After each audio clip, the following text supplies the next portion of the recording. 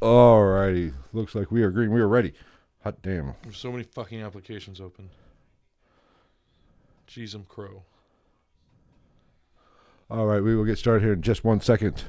We are back from our hiatus. Yes. Let me make sure, see what the audio sounds like. Actually, I'm going to have to go turn that TV off. God damn it. Not now.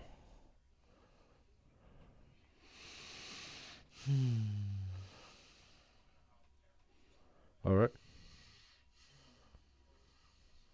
Okay. Audio sound good. Let me go turn that television off, and we will get this party started. Television. Or you want to wait for some fucking to show up? Your mom's here. That's all we need.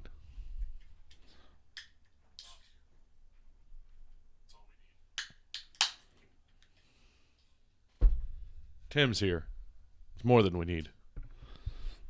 God damn it. Got it. We have people. Hot damn. We're famous. All right, let me get a drink. We'll play the intro and get this episode started. What's up? Gregory's here as well. The crew is showing up. We got a little business to cover before we get started. House cleaning. House cleaning. But get you a drink. We'll hit the intro, and then we'll include it. So the people that listen, all 17 people that listen, will be part of the conversation. Hey, we have hundreds of downloads. A year? A month. Hey, baby, we're charting in, I think it's Romania. We are in Romania. We were in the UK, but we dropped out. Yeah, we dropped out, but we're still hanging tight in top 100 in Son Romania. of a bitch. The Romanians love us. I think we went 30 seconds without saying fuck, bitch, shit, ass, cock, butthole. Pee-pee, poo-poo, fart. Well, you'll have that. All right. You ready for play this fucking intro? Yes. All right, let's go.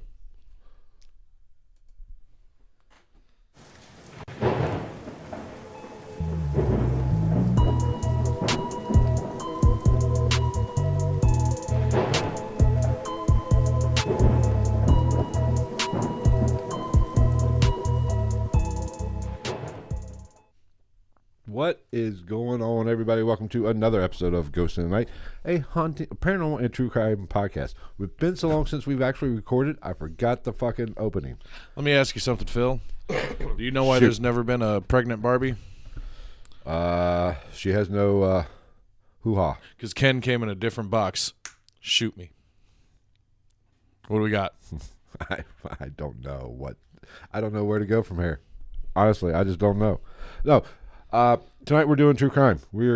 Travis is going to explain some true crime craziness, which I'm kind of fascinated with the story. I've never heard this one. It blows my mind. Well, you know me, I don't like true crime. But you do. You just didn't know you liked true crime It's until all right. we started Some hanging of it's out. all right. I do have some opinions on serial killers. I mean, I'm more true crime rather than serial killers. Like the shootout, the war, the bank robbery in L.A., Yeah. that I would love to cover.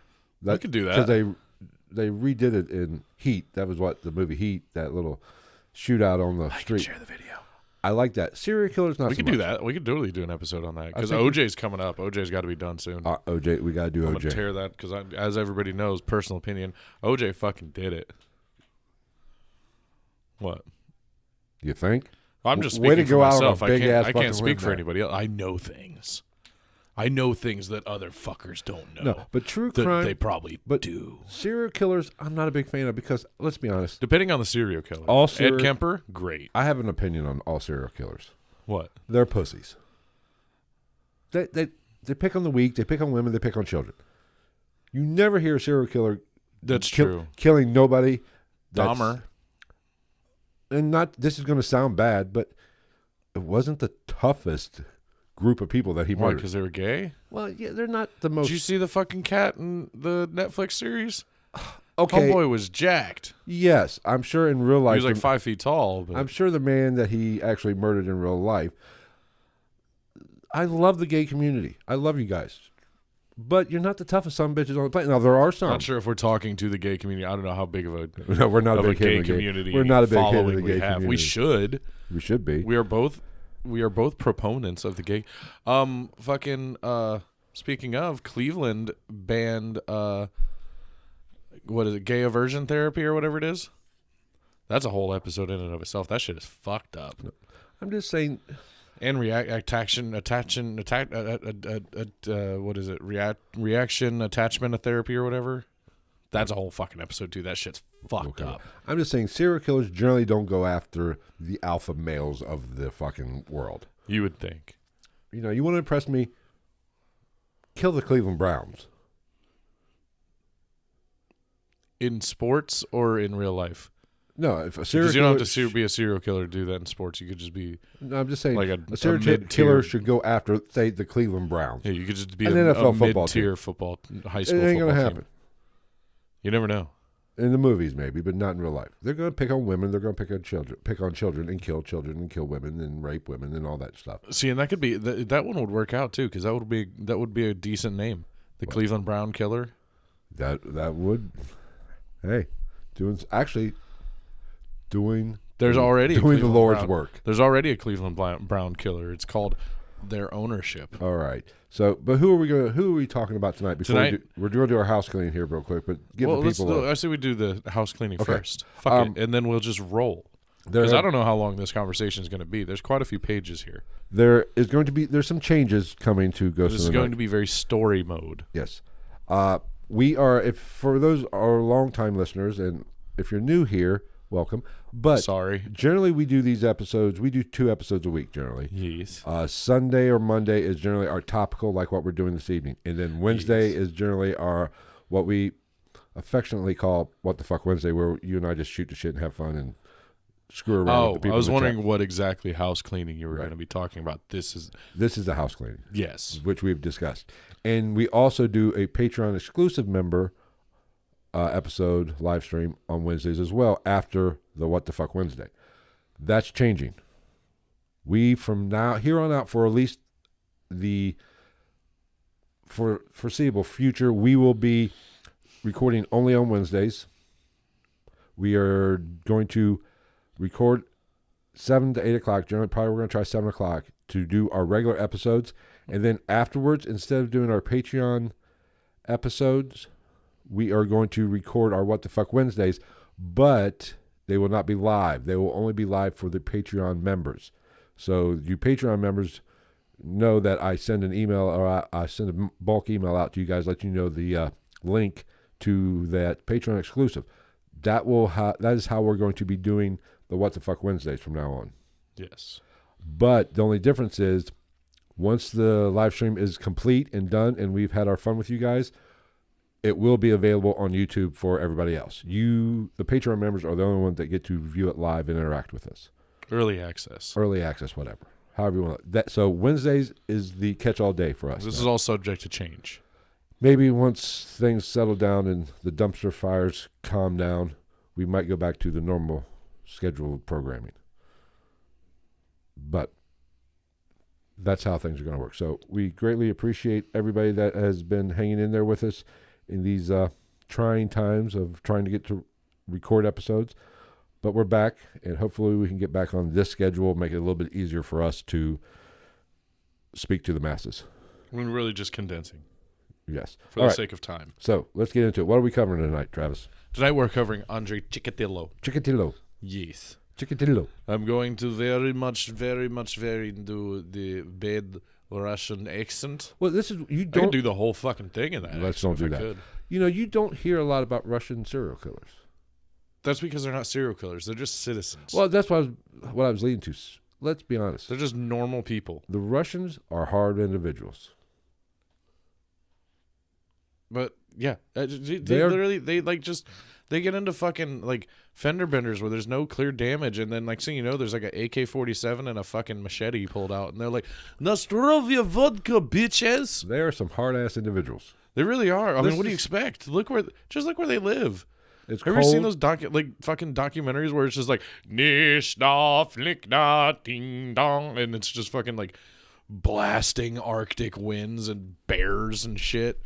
And everybody's just walking around like, this is my normal day-to-day life. I live in one room in an apartment.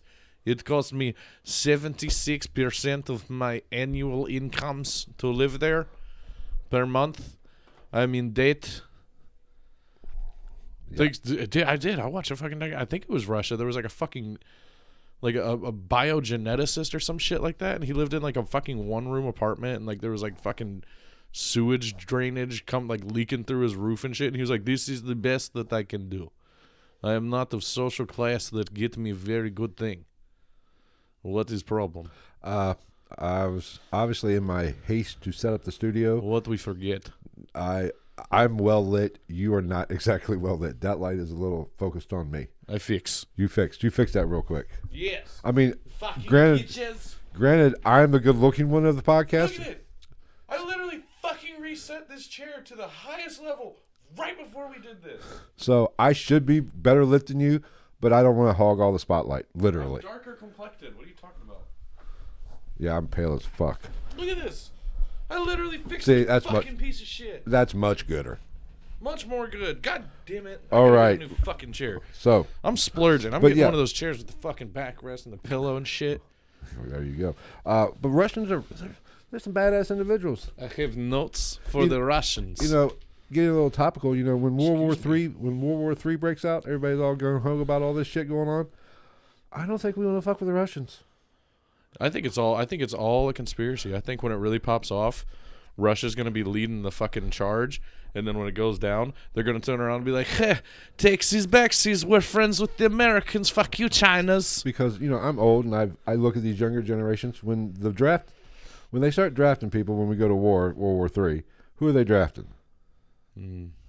18 to what? 25? Yeah, I'm out. I'm too old.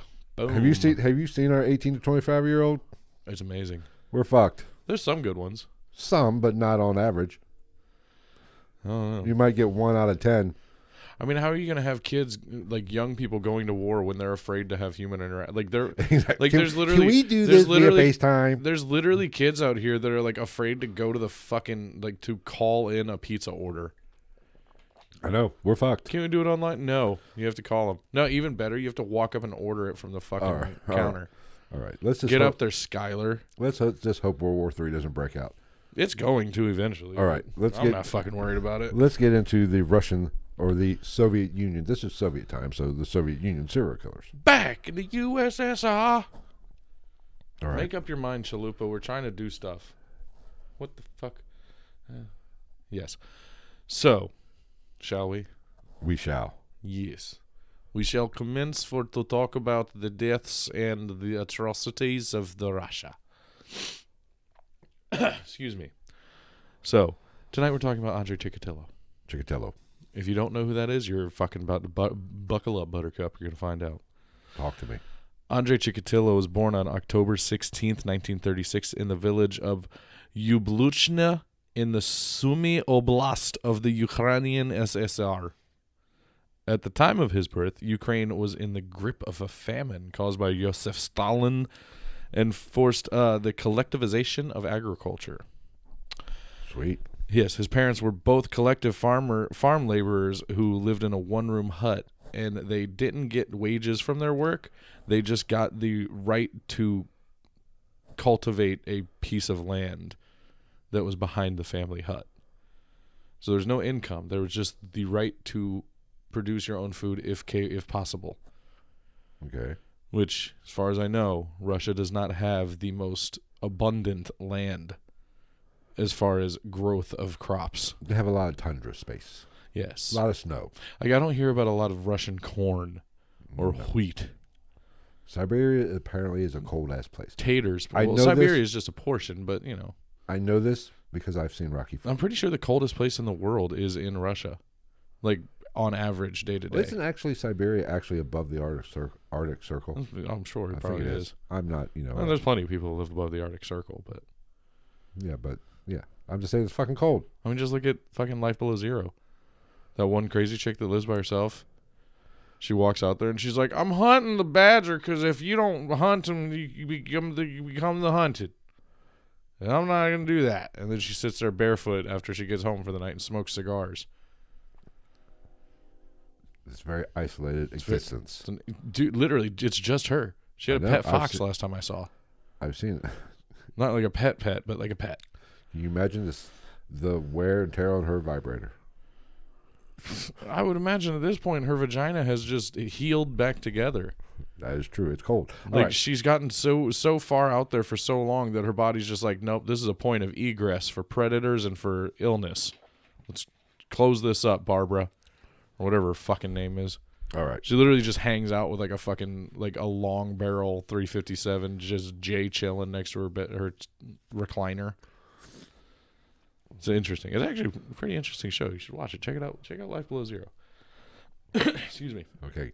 Andre, get back to Andre. So the family was clearly poor. They had no income. They just had the ability to cultivate land, some land. So on top of that, as we were talking about, Russia's not known for its exports in goods of thus sorts. Other than oil, yes. Yes. So they didn't really have a sufficient amount of food. Not abnormal. So Andrei Chikatilo, you have to say it with the accent, actually claimed that he hadn't eaten bread until he was 12 years old. Which in today's health fitness craze, that's actually a good thing. Yeah, I know. Most kids nowadays probably never had bread. They only have that cauliflower shit. And fuck that cauliflower. Can I have shit. a cauliflower pizza with vegan pepperoni? Do I need to tell I told you that my vegan story. I about punched a little girl. Please do. Now that we're on the Chipotle. point of vegan and talking about people not having food, let's talk about first world problems. This teenage girl at Chipotle made a big deal that let everybody know she wanted a vegan bowl. Yes. Made a big fucking deal about it. Yes. So proud of herself. She's saving the planet and global warming, not killing animals. All right, Greta I don't know what the Thunberg. fuck that has to do with it, but I don't give a fuck. Made a big deal about how she's eating a vegan bowl. Did she do it in Greta Thunberg style? Was she Pretty sitting there much. at the fucking sneeze guard like, I don't want any chicken on my bowl. It kills, but I will take the aluminum and the cardboard, please. She's being very judgmental of those of us who have chicken stacked mile high in our bowl. Oh yeah, I'm getting double chicken. I've gotten triple chicken before. I'm I was sitting there drunk. paying, and I'm listening to this, making a mental note that you are a twat waffle. I think you stole that one from me. I think I did, actually. So she gets to the area where they add stuff. And The accoutrement. this soapbox that she was on came crumbling fucking down. Let's be real. After you've already told me this story, she wasn't on a soapbox. She was on like an apple crate, missing one of the fucking middle. Like you can't even read the brand of the fucking apple. Or So she got all her extras on there on her vegan. Let me emphasize. Can I get corn, all the salsa? And then she adds, guess what she adds? Fucking cheese. I Vegan turned as and looked fuck. and said, it's not vegan then. It's vegetarian, you cunt. I said it. not to her. Oh, I wanted. I See, I wouldn't have said anything. I would have I was like- I wouldn't have said words. I didn't say shit. I just turned and looked like this. I went, Yeah, I wouldn't have said words. and it wouldn't even been a big deal if she didn't make such a big freaking Yeah. deal about I'm getting vegan. Oh, yeah, I am she's- so much better than you. She was trying to be a a social dick. justice warrior. I wouldn't have said anything or even looked at her if I was sitting there with my, putting my credit card back in my wallet, and she's like, Vegan, vegan, vegan, vegan, vegan, vegan, vegan, vegan. and then she was like, can I get cheese on that? I wouldn't have said anything. I would have literally just put my shit in my pocket and be like, ha! And just walked away. Be like, what are you laughing at? And then that's where I turn around and I go, well, Haley spelled in a weird way, or Kendra spelled with a fucking Q and a U. Take your pick. Let's have a chat, stupid. Cheese is made of fucking milk. Milk is an animal byproduct. You are the byproduct of two fucking dumb people who never should have been allowed to procreate, and now I have to deal with your stupid shit. And you're going to look at me like I'm an asshole because you're too fucking stupid to be whatever the fuck kind of justice fucking warrior you are. Take your ass back to your bullshit wannabe Wakanda fucking throne sitting. I don't give a shit. Bitch, you're probably wearing fucking leather underwear. Like, I'm a vegan. This leather was made from banana leaves.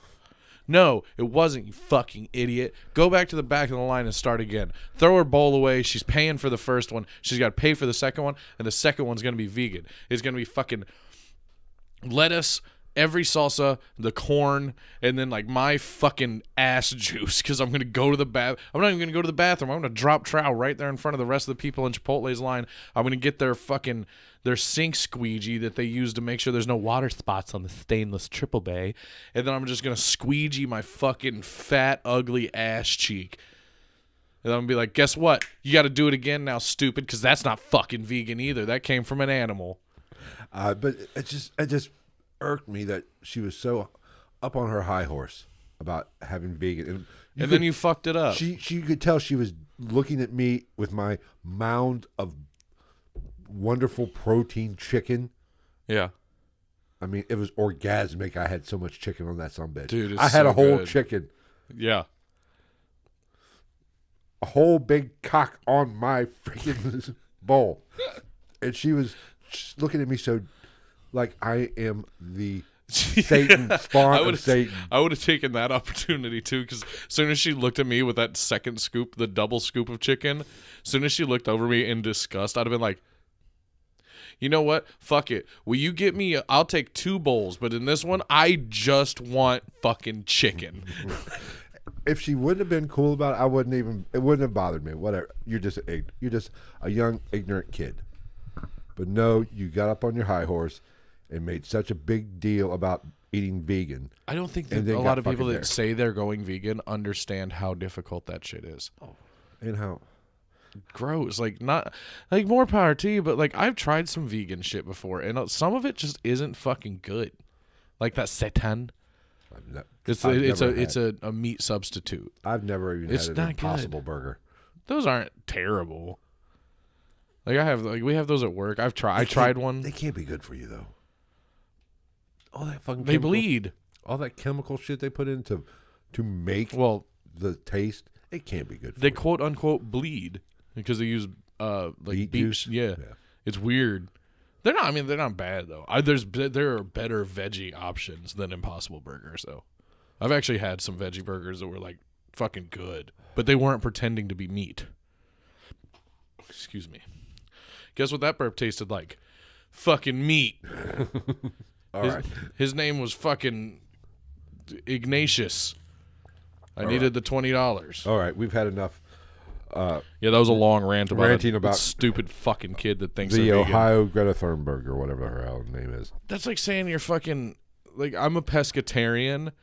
Now, please excuse me. I'm going to go to lunch and eat my whale sandwich. I know. Whales are But like I said, if she just would have been cool about it, Wonder if that counts. That can't count, right? I don't know. Whale can't count towards pescatarianism, can it? Because it is a mammal. It is of mammalian descent. This is true. Don't get me into this one. I could go on. I listened to re-listened to a marsupials podcast. I could go all day about mammals and fucking about placental mammals, marsupials. It's so interesting. Did you know that most marsupials have cloacas? I don't even know what that is. A cloaca is the opening on reptiles that contains like the reproductive organs. But a lot of marsupials have cloacas. Huh. Right? This is information I did not need to know. No, but it's fucking interesting. All right, though. let's get back to serial killers from Russia. Listen to a whole. I'm almost done with the one about Stegosaurus for that I was listening to today. Okay. We're 20 minutes in. We haven't even got off the first page yet. Now Andrei Chikatilo also said that he and his family often had to eat grass and leaves, as an effort to not just starve. Getting back to vegetarianism. That's how you go vegan, you fucking dumb twat. Idiot. Go eat some. There you go. If you want to be vegan, just tell your dad to sell the lawnmower. And just go out there and goat your way through that shit. And what are you going to say? Oh, it's winter. There's snow on the ground. Bitch, caribou do it.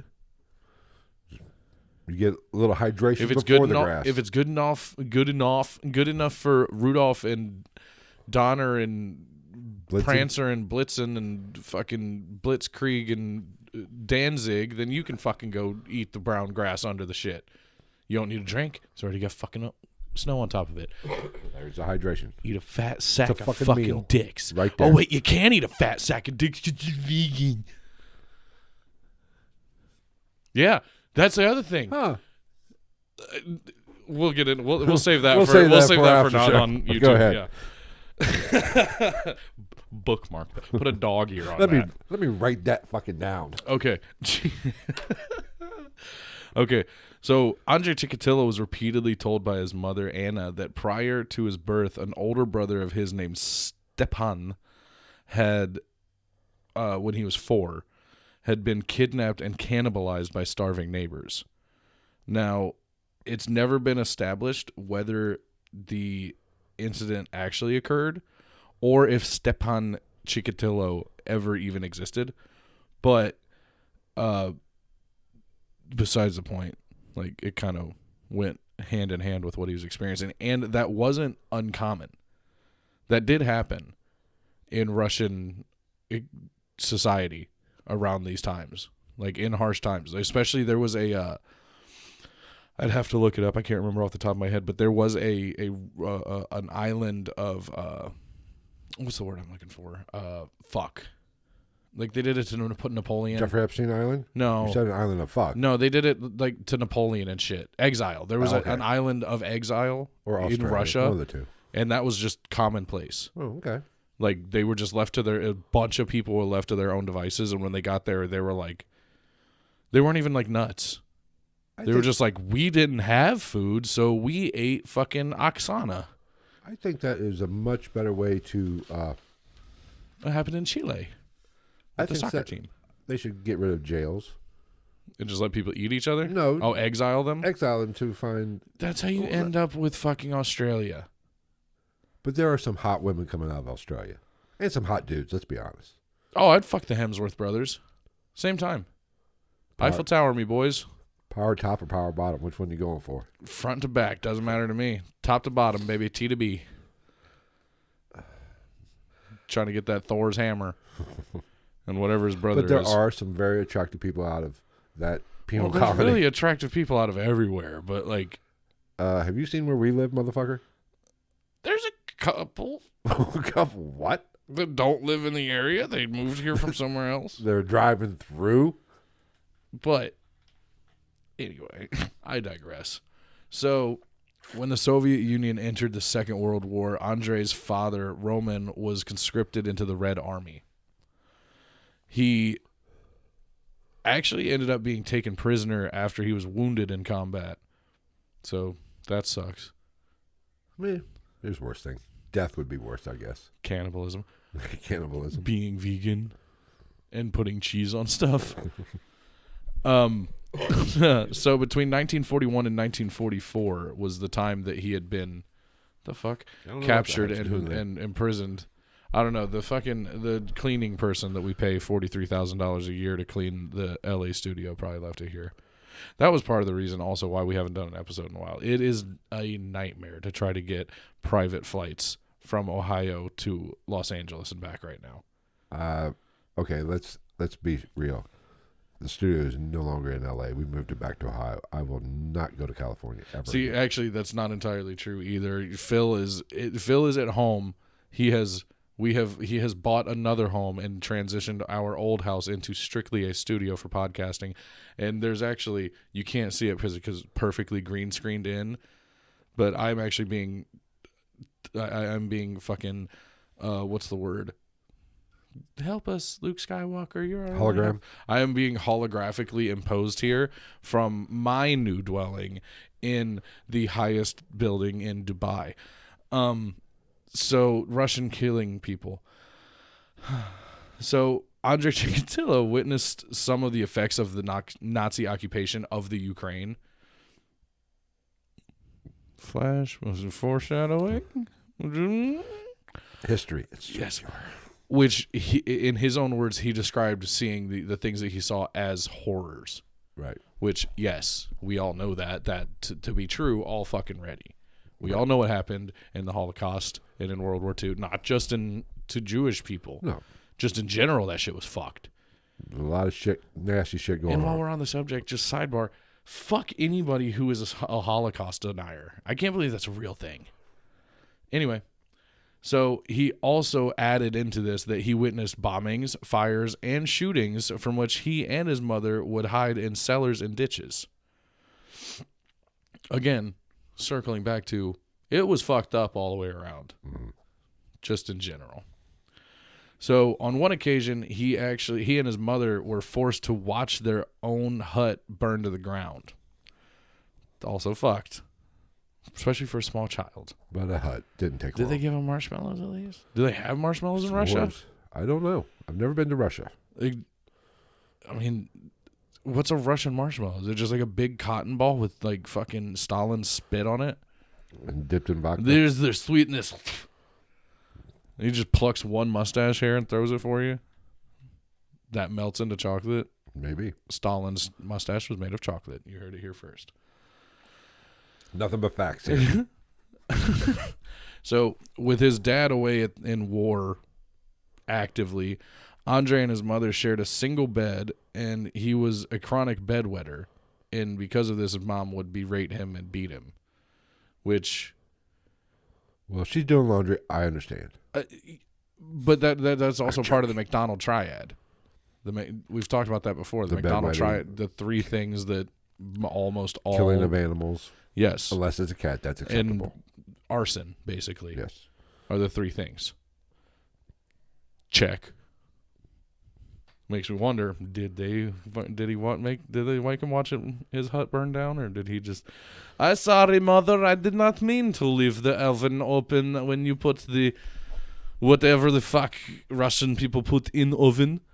I did not mean to leave the oven open when you put in the goulash made of dirt.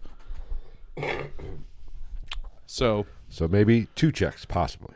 Probably. Where was the family dog? We're going to keep going here. Okay. 1943, Andrei Chikatilo's mother gave birth to a baby girl named Tatiana.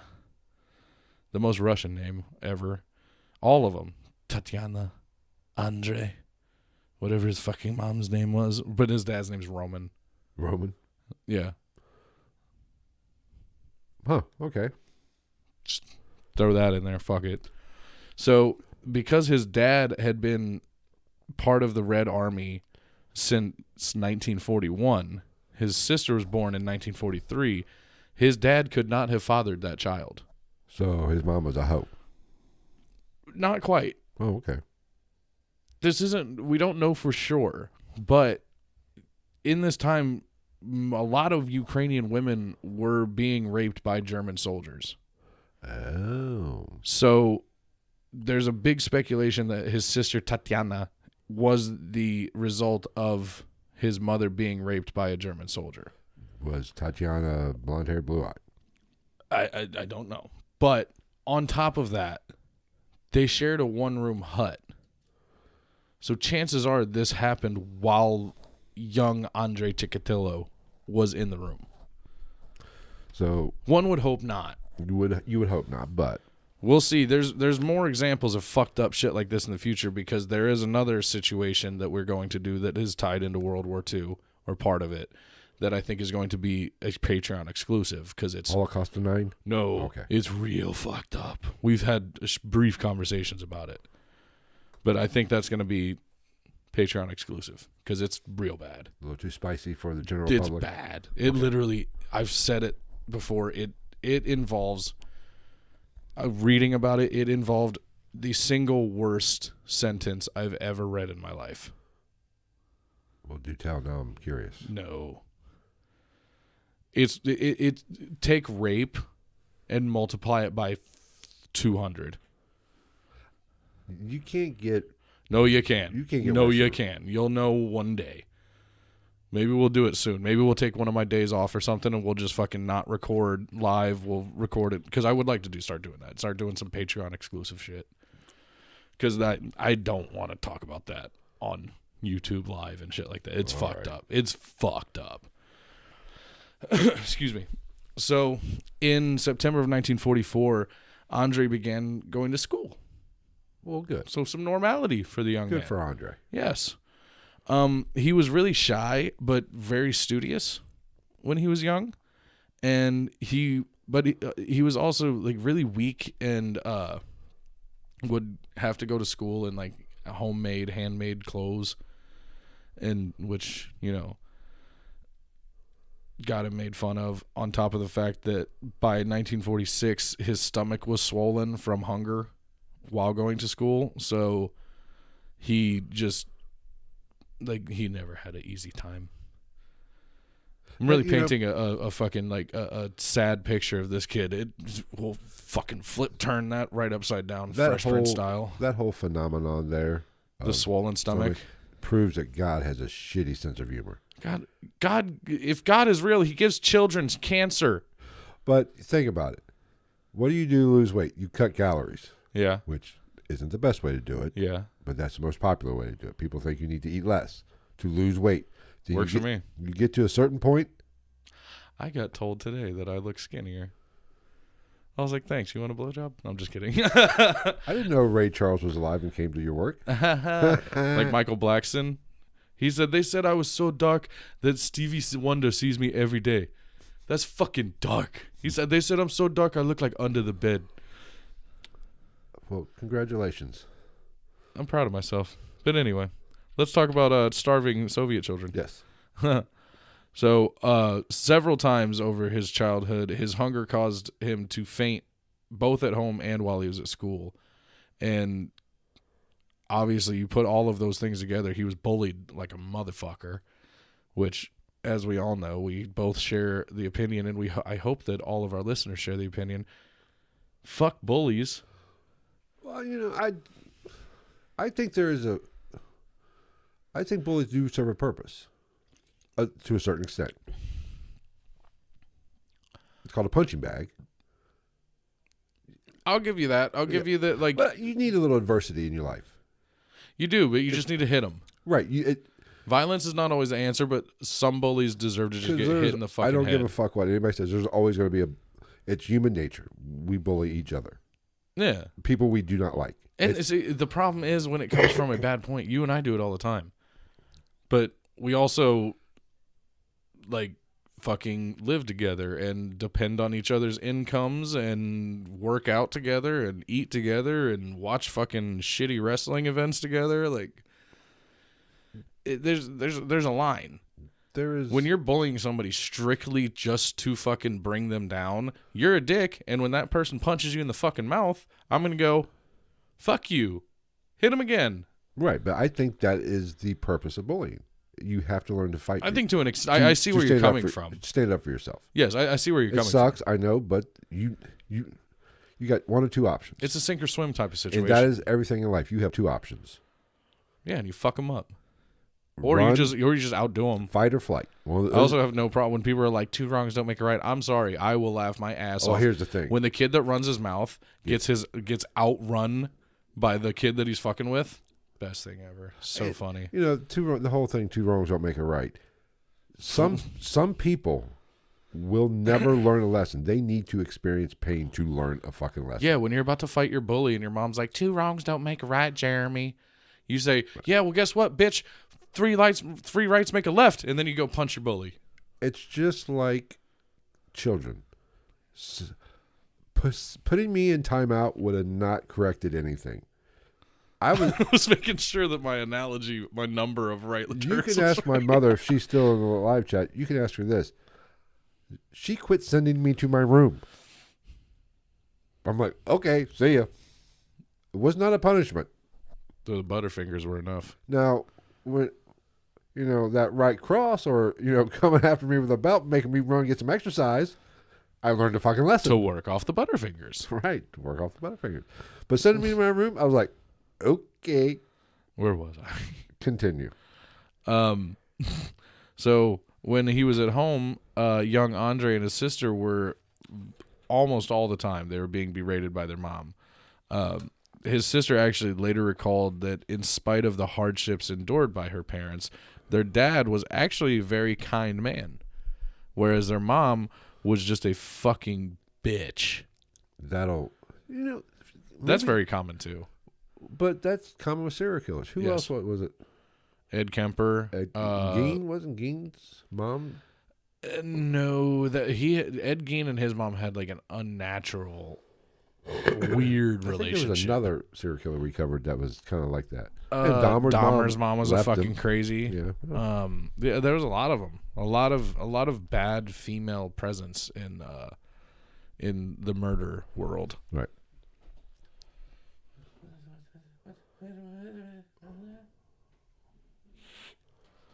Anyway, so he started developing a passion for reading and memorizing data, and would often study at home, both to increase his sense of self-worth and to compensate for his myopia, which often prevented him from reading in the classroom blackboard.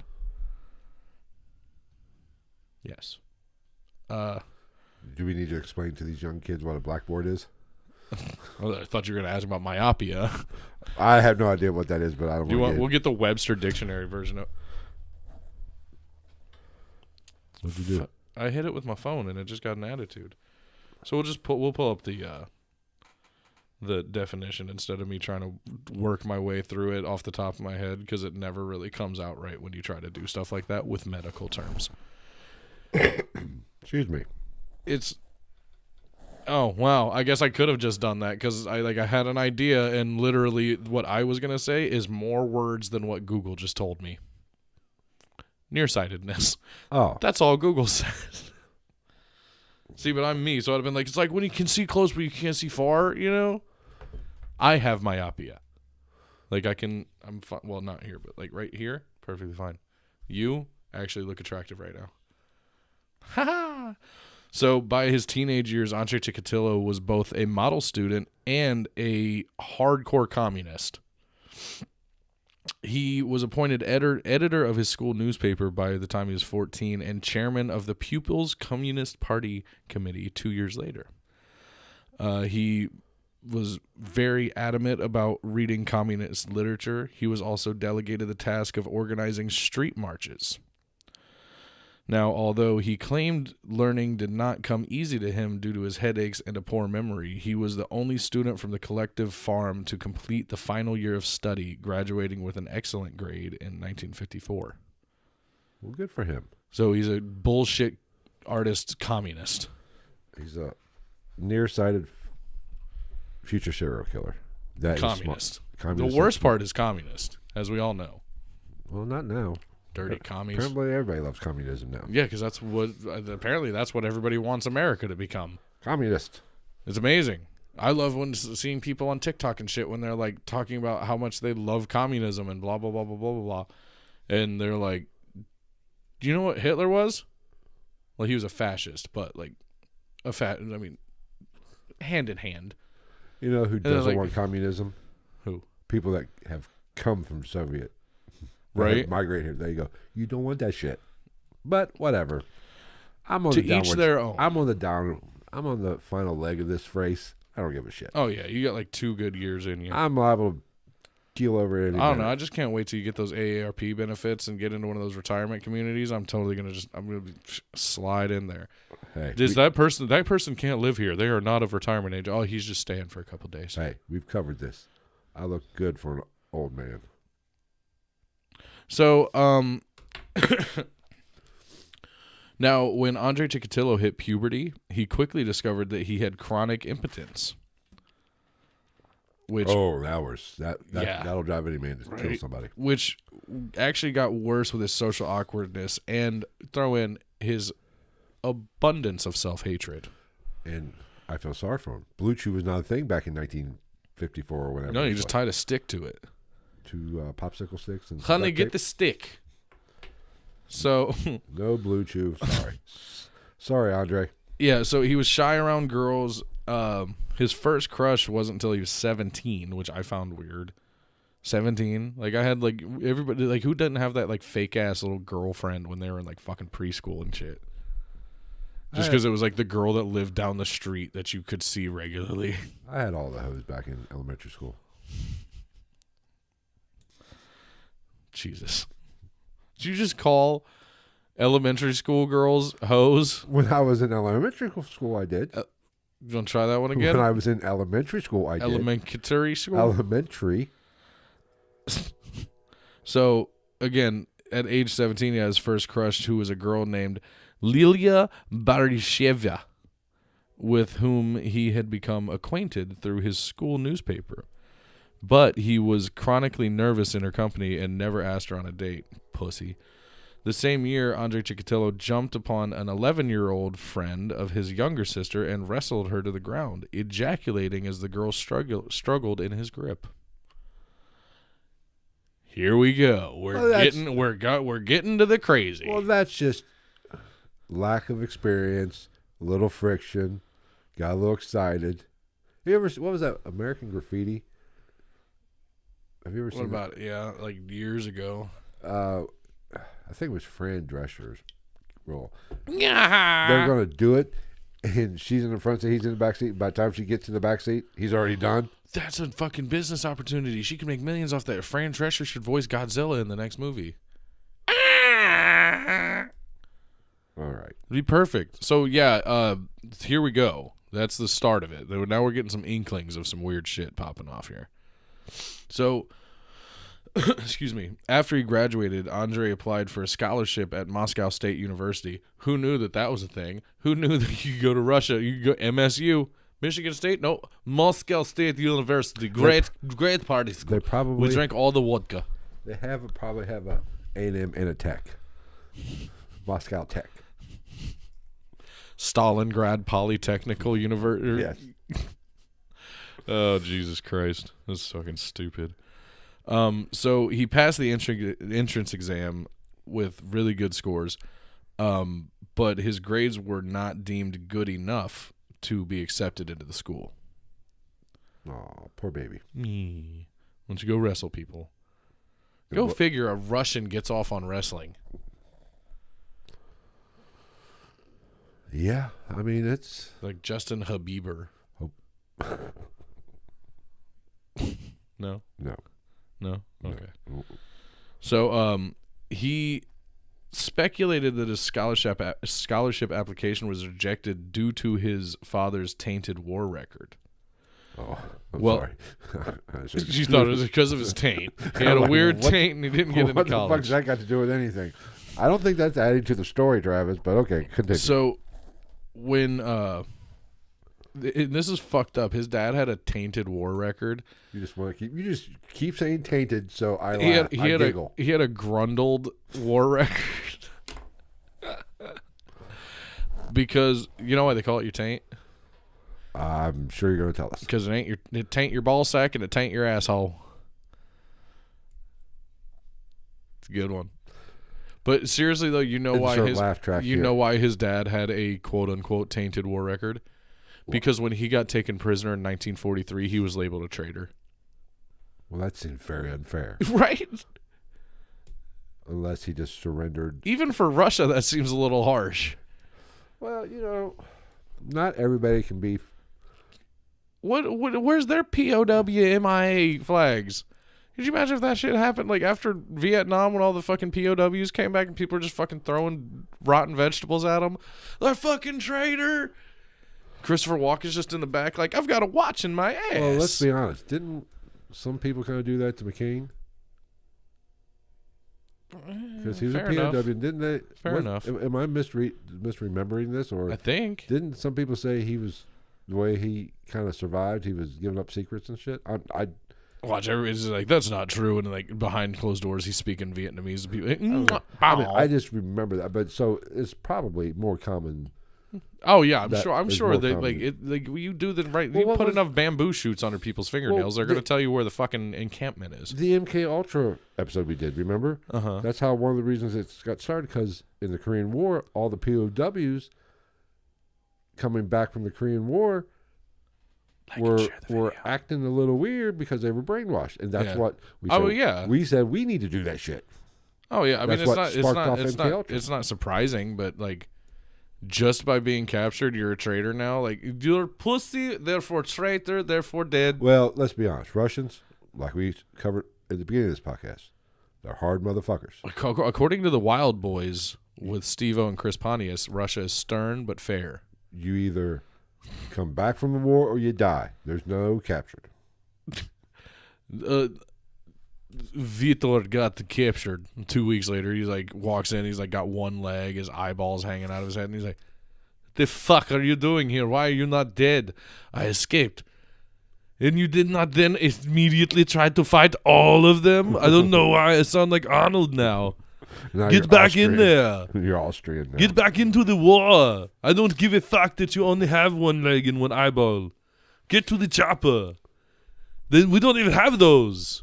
No, yeah. Only the Germans have the chopper. We don't know about it. Yeah. They have Der Glock. Yeah. A bell. Das Verstenstein. Makes me want to sing Rammstein. Du hast. The best thing to come from Germany. Rammstein. And you know what the worst thing to come from Germany is? what? Sauerkraut. That is I don't mind nasty ass shit. I don't mind a little bit of it on a Reuben. Like I a don't little like bit. Reubens. Not a lot. I don't like Reubens. I'm a picky eater. I know. You're like it's like you're as close, like you're the guy that eats chicken tenders and fries, but just not chicken tenders and fries. Like you will actually eat some vegetables. I'll give you that. I will eat some vegetables. Not asparagus or Brussels sprouts. I love asparagus and Brussels sprouts. You can take Brussels sprouts and shove them up your ass. I would. You can The rub way them I on make your, them, on your taint. the way I don't make them, care. I like to bake them with some olive oil and some seasonings, and then throw some You- balsamic vinegar and some Parmesan over them, and then You are not broil allowed them. to eat Brussels sprouts in my presence Why? because Why? I don't want to have to repaint these walls. Oh, I do be getting farty. That would be. That'd be torture. So, he thought that he didn't get accepted into the college because of his dad's war record, when in fact he just got outperformed by other students that applied. Typical kid. Yeah. know, blaming somebody else for his misgivings. So he didn't try to enroll in any other schools. Instead, he traveled to the city of Kursk, where he worked as a laborer for 3 months before, in the year of 1955, the year of our Lord and Savior, Jeebus Christmas. He enrolled in a vocational school, with the aim of becoming a communications technician. That same year, he formed his first serious relationship with a local girl 2 years his junior. Going for the younger. What? How old was he? At this He time? was like 18 or 19. No, Damn. 19. That would be 18 just to get some ass. I mean, 17, 19, especially, if this situation, well, not in this situation. The only way I could get behind it is if like they went to school together and like they had been together for like 4 years before that. Like that, okay, I might be able to understand that. This goes to my theory that to save the world, the young ladies need to give it up more often, because a guy that does not get ass at a young age, Oh, it's gonna get better. You should might Either as well becomes- just save the funnies either for this bec- next sentence. if a guy's not getting laid in high school, he either becomes a serial killer, Bill Gates, or Mark Zuckerberg. Well, here you go. It gets even better with these last two sentences from this paragraph. On 3 occasions, the couple attempted intercourse, although on each of those occasions, Andrei Chikatilo was unable to sustain an erection, and after 18 months, she broke off the relationship. I don't blame her a bit. So she broke it off because he couldn't break it off. How long have you been sitting on that one? A lot longer than she was sitting on his. That's just. There's other things he can do. We're not going to get graphic because we are Sticks. Popsicle sticks. Well, there's other things other than that. We're not going to. We're a family-friendly show. We're a Well, family that fucking puff friendly up. show Have you here. seen that shit? What? For some guys that have problems with that now, they like put like basically a balloon in your fucking dick. Oh no. And you like pump it up, and it's like a blood pressure test. You pump it up and then you release it when you're done.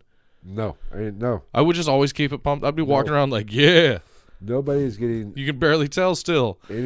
anywhere close to my twig and berries with any sharp objects. Fair enough. So, jump ahead a little bit. When he completed his 2-year vocational training, he actually relocated to the Urals city of Nizhny Tagil to work upon a long-term construction project. And while he was living in Nizhny Tagil, he also undertook correspondence courses in engineering with the Moscow Electrotechnical Institute. Yes. See? The Electrotechnical Moscow Institute Tech. of Communication, yeah. He worked in the Urals for 2 years until he was drafted into the Soviet Army in 1957. Bad year for going into the Russian Army. Great year for Chevy Bel Airs. Yes, very true. He performed his compulsory military service between 1957 and 1960, assigned first to serve with border guards in Central Asia, then to a KGB communications unit in East Berlin, where his work record was unblemished, and he joined the Communist Party shortly before his military service ended in the year of 1960. Pretty normal shit, minus all the communism, really. Well, but normal for that communism. Oh yeah. Normal for that. Oh yeah. time, For him, pretty he was much, probably a fucking G back then. Everybody's like, Andre, he's got it figured out, man. He's just fucking killing it. His dick don't work, but he's killing it. He went to Moscow Tech. My cousin went to Moscow Tech. Guess who my cousin is now? Little guy named Vladimir Putin. I don't know. Why do I sound like Gru all of a sudden from Despicable Me? Your impersonations are all over the place. They really are. So when he completed his service in the military, he returned to his native village to live with his parents. Why? Unless your mom's dead and it's just your dad. Your dad seemed kind of cool other than his weird taint. So Tainted, War history. Tainter, whatever. Fucking Gooch. Who gives a shit? That's a great one too, Gooch. Do you know there's a Goonch catfish? I was not aware of this. They're gnarly. They get big and they have teeth. Nice. My Gooch got teeth. Most do. My Gooch bit a young girl's arm off. We are so freaking immature. So when he moved home, he briefly worked alongside his parents at the collective farm. They were still doing that thing. We're moving on up. He soon became acquainted with a young divorcee. Rebound. Never again. Yeah. Now, their 3-month relationship ended after several unsuccessful attempts at intercourse, after which the woman innocently asked her friends for advice as to how he might overcome his inability to maintain an erection. As a result of this, most of his peers discovered his impotence. That sucks. And people think social media is the devil. It's not something you want to get. Well, in today's world, it's not a big deal. We have a lot of remedies for this shit now. Yeah. And honestly, if I had that problem, I would probably just go with the shout it from the rooftops. Wait, I would literally just, as soon as somebody found out, I would just walk into my, school or work and be like, look, my dick don't work, my goonch has teeth, and my dad's taint is fucking bad. What of it? My mom's a bitch. My sister's half German. Don't ask. I don't want to talk about it. Be like, wait, why? Wait, I know you said you don't want to talk about it, but why is your sister half German? No, I mean, but it's just one of those things. I mean, you got to take control of the situation. You got to turn the negative, take ownership of it. Yeah, be like, hey, my dick, I might not be able to keep my dick hard to have sex, but I can helicopter dick all the time. To impress a chick, helicopter dick. You don't want it getting hard anyway. Yeah, I can't helicopter dick. If anything, it's like that, that fucking hat.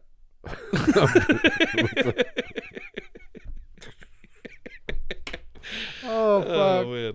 Oh, God. All right, where was I? I have no idea. That's a picture I'm never getting out of my head. Now, flash forward a little bit here. In a 1993 interview regarding that incident, Andrei Chikatilo himself stated, quote, "Girls were going behind my back whispering that I was impotent.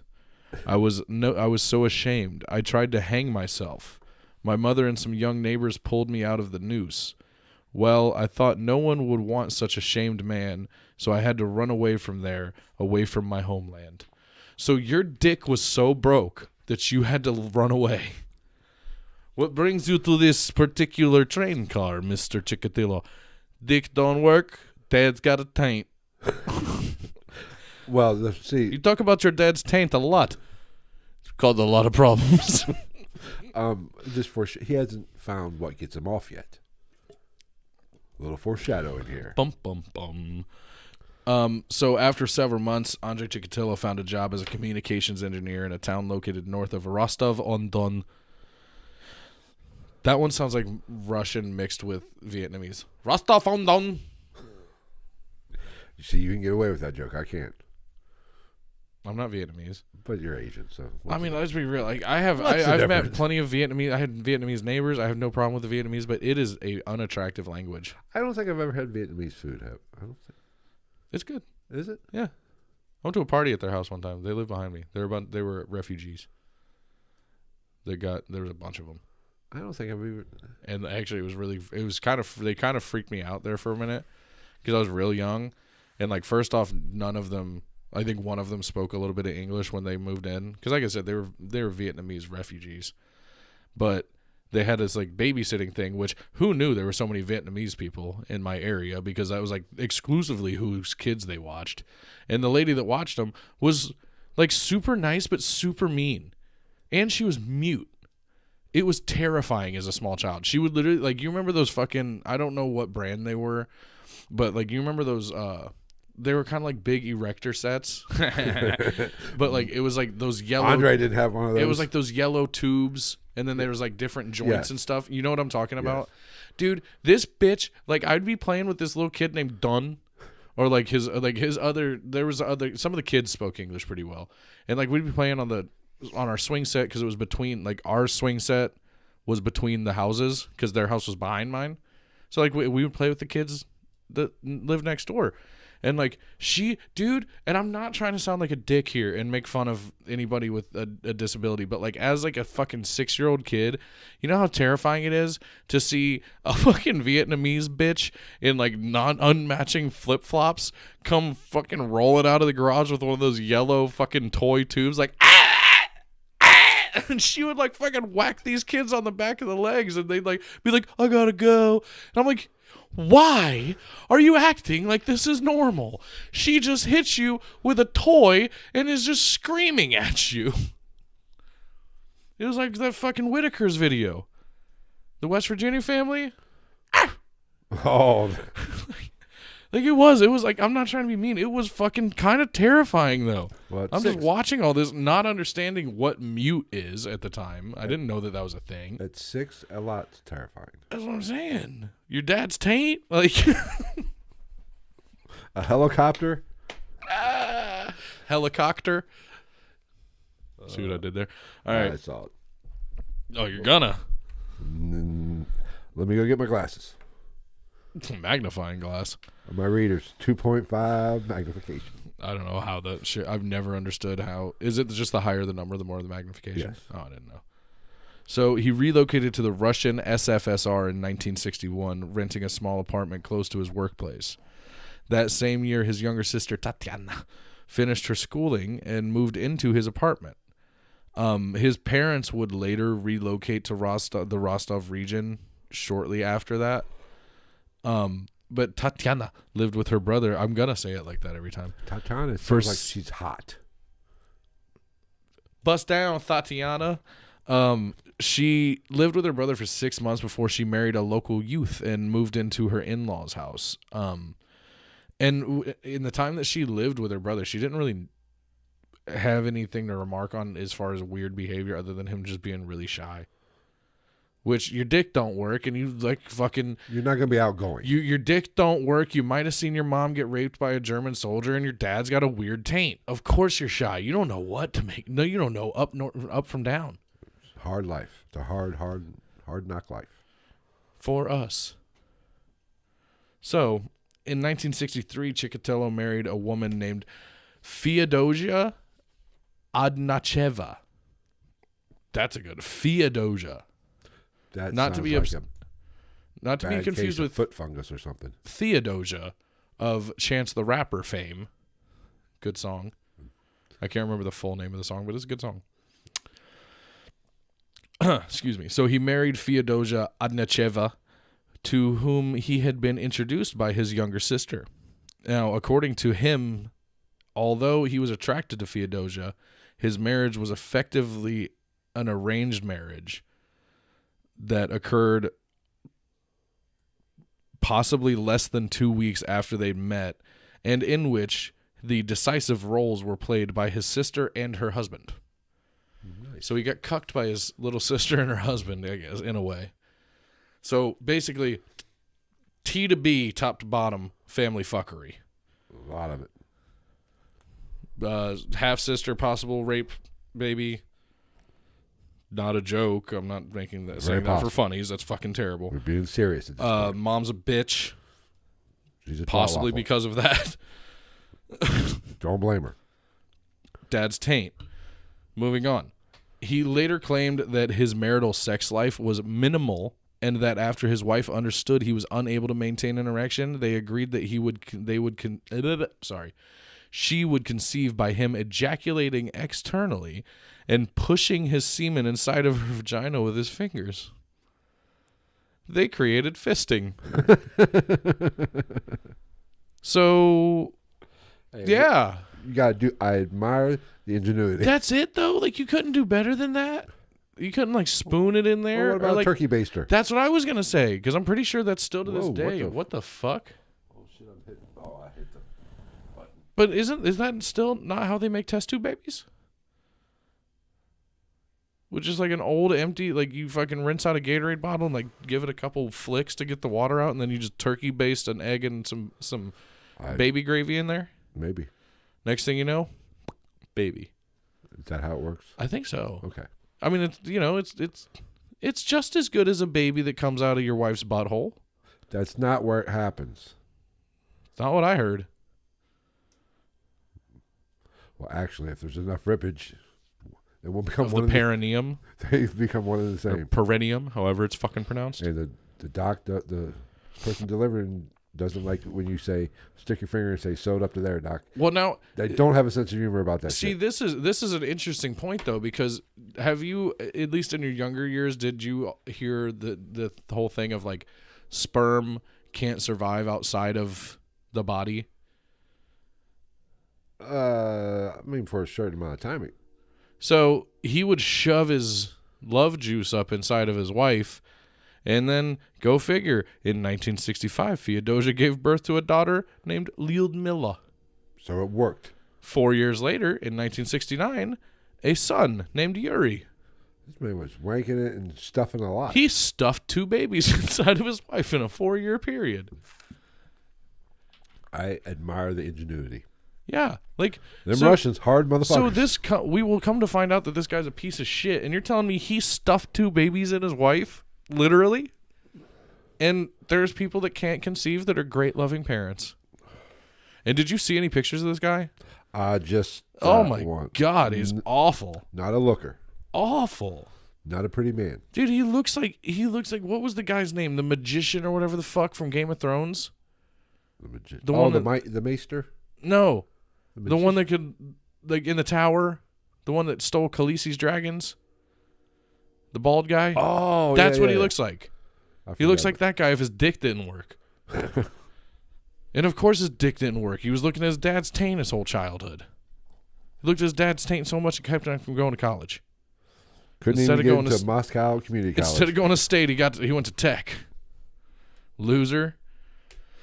So, Andrei Chikatilo eventually chose to enroll as a correspondence student at Rostov University. He went to all kinds of places. He's a well-educated. He's the Van Wilder of Russia. Or the Burt Kreischer. He's the machine. He's literally. He's the helicopter dick machine. So that was in 1964, and he studied Russian literature and philology. Philology, is that different than philosophy? I'll be honest, I don't know what the fuck that is. We're going to Google that too.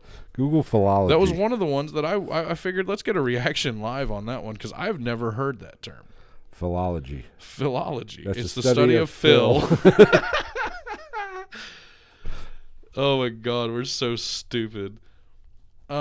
Philology, the branch of knowledge that deals with the structure, historical development, and relationships of a language or languages. Okay, so it's language arts.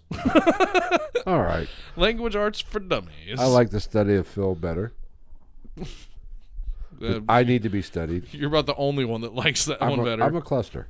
I need to be studied. So he actually obtained a degree in both those subjects in 1970. Oh, I'll give him a degree in philology. I'll fill him full of philology. Man, there's a lot of alliteration going. Fill him full of philology. That's some shit Tretch would say.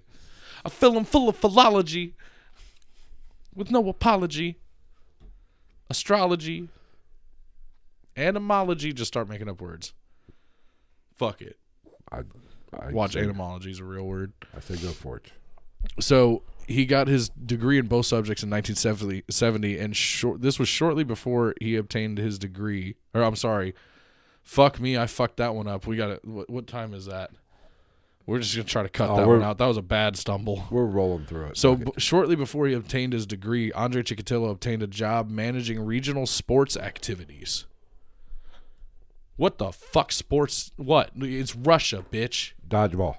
It's Russia in the 60s and 70s. Dodge grenade, maybe? Dodge human head? Was he the captain of the Look at Your Dad's Taint team? Yes. The LDTT? Look at Your Dad's Taint team? All pro. Like, the fuck? I guess soccer? What else? And wrestling? I'd rather look at the taint than soccer. So you literally... Okay, so he managed wrestling and soccer. It was like football. With a U. He remained in that position for 1 year before beginning his career as a teacher of Russian language and literature in this is a big one. Novoshikhtinsk, Nova Scotia, British Columbia, Canada. Yes. Novoshikhtinsk. Oak Island. Nova Scotia stink. I'm not even, it's legitimately hard to. Novoshakhht Novoshikhtinsk. Works for me.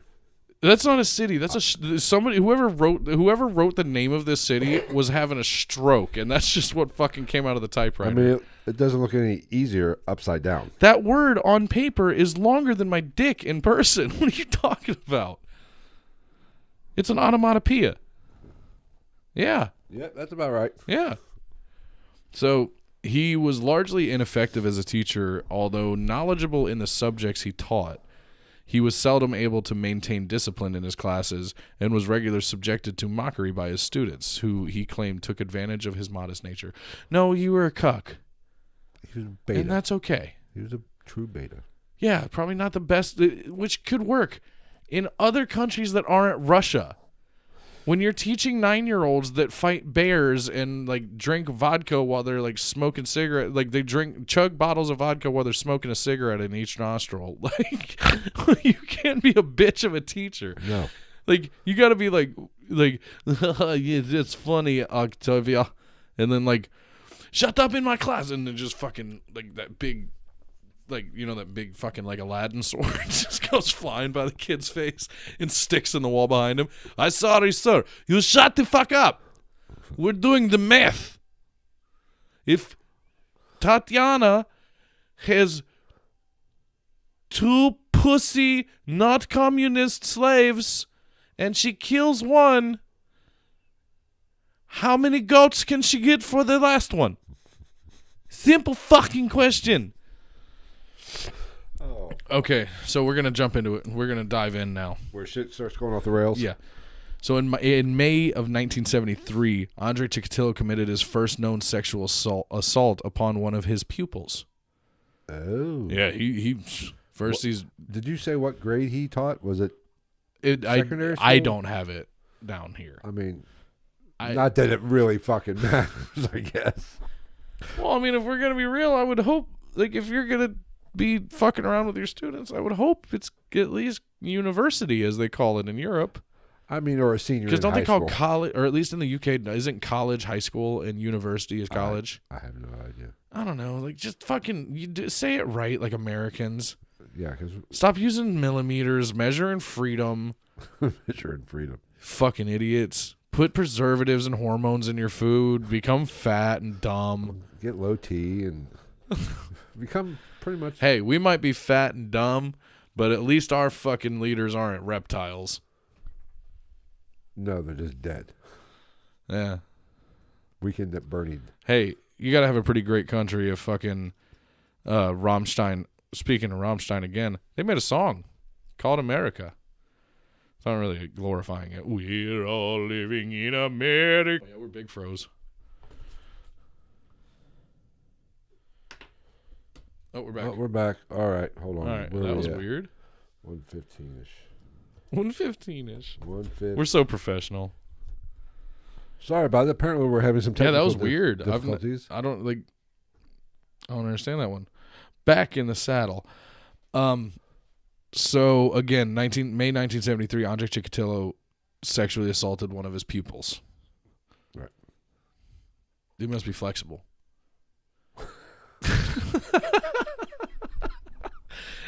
He was trying to look at his taint.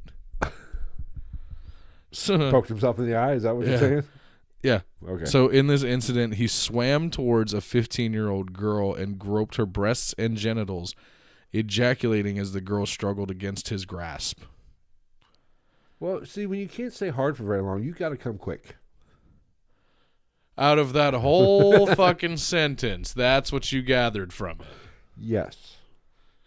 Nothing about maybe don't grope the kids that you teach, and also don't be in the fucking pool with them. Just weird. What is it like? Okay, we've done mathematics. We have now done the history of the last 10 years, because before that, if you talk about it, I kill you. You know what time that is now? It's time for lunch and then swim class.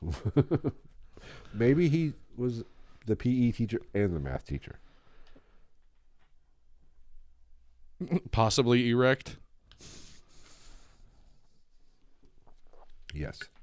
I don't know. So months after this, Andrei Chikatilo sexually assaulted and beat another teenage girl who he had locked in his classroom.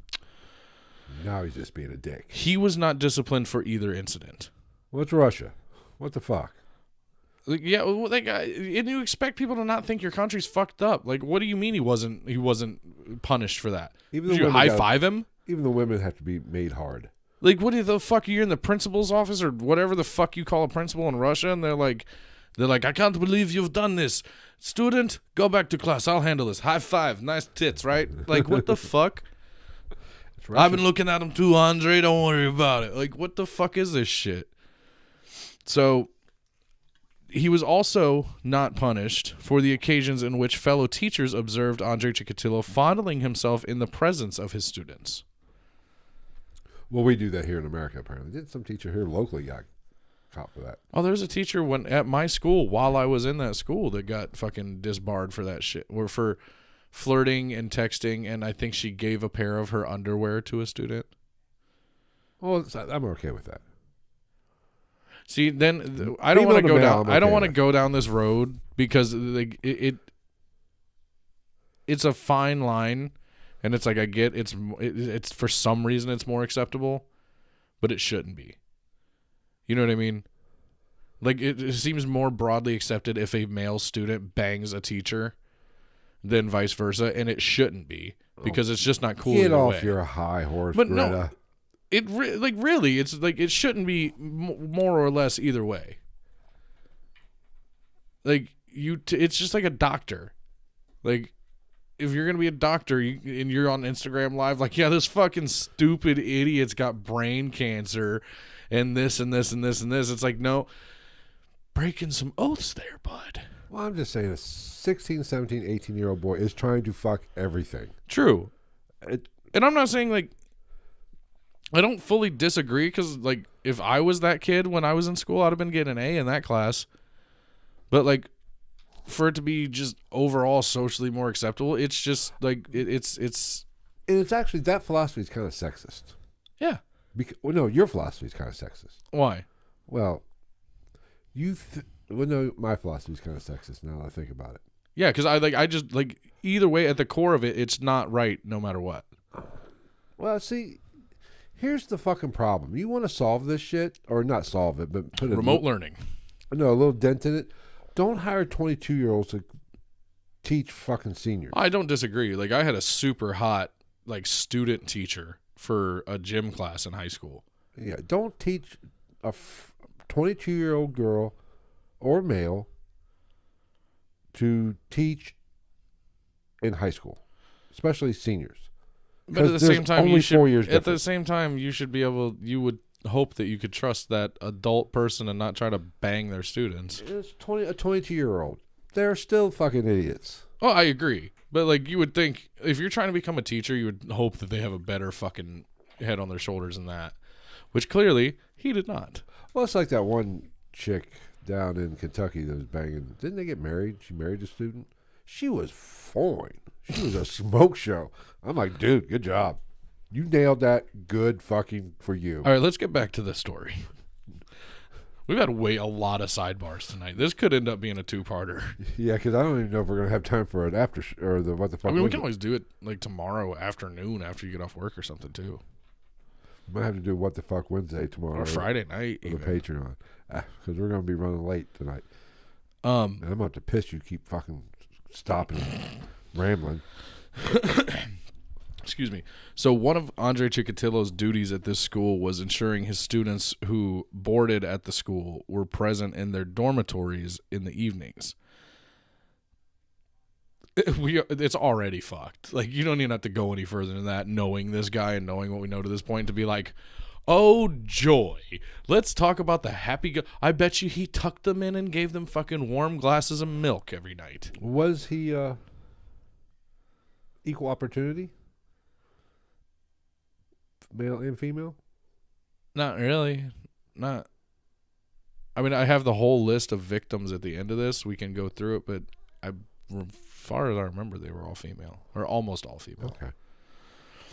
So, excuse me, I lost my place. Okay. On several occasions, he was known to have entered the girls' dormitory in the hope of seeing them undressed.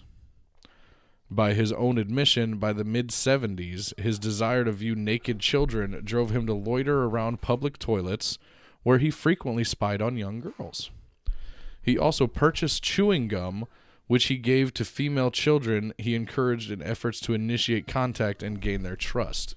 You all right there, Killer? No, she's probably hungry. I should have fed her before. He's also known to have sexually assaulted at least 3 girls whom he encountered via this method. Good job, Wrigley. Way to be Juicy Fruit, you fucking cocks. So, in response to the increasing number of complaints lodged against him by pupils, the director of the school summoned Chikatilo to a formal meeting and informed him he should either resign voluntarily or be fired. Fuck that. Phil's not on the mic, but I'm assuming he's going to say fuck that too. Just fire his ass, dickhead. You're the fucking headmaster, whatever the fuck they call him in Russia, the czar of the school. School czar. Zarsipal. Princess Czar. I don't fucking know. Now Phil's getting a phone call. It's all going to fuck.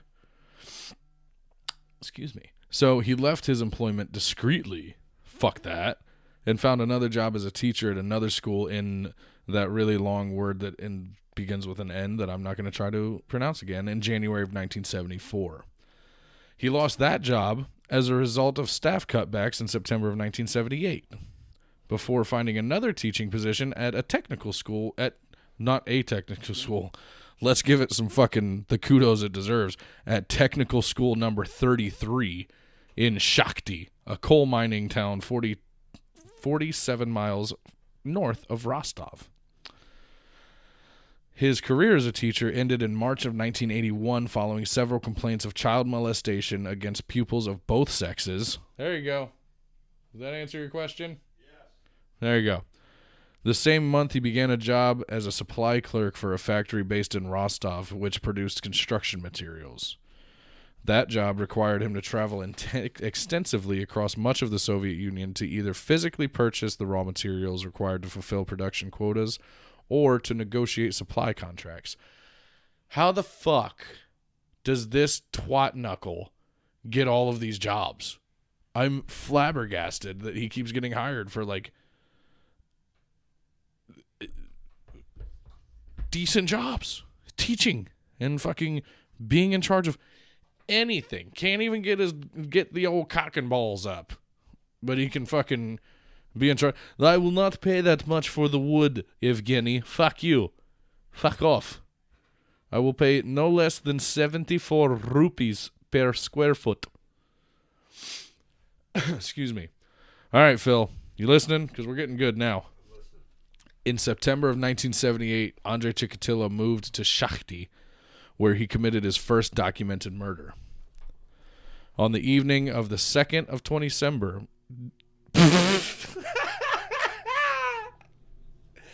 I said the 2nd of 20-December. On the evening of the 22nd of December. Fuck. I ain't cutting that out either. You better not. He lured a 9-year-old girl named Yelena Zakatnova to an old, dilapidated hut, which he had secretly purchased. You know, there's a lot of huts in Russia, It's apparently. Russia. But you think of huts, I would say just a house. I think This of a hut house as is like a mansion in Russia. a Are you mud shitting hut. me? I'm thinking of a mud hut or almost like a teepee type thing. Vladimir Putin's bedroom is the size of our bathroom, and he's big shit. He's probably the richest man in the world.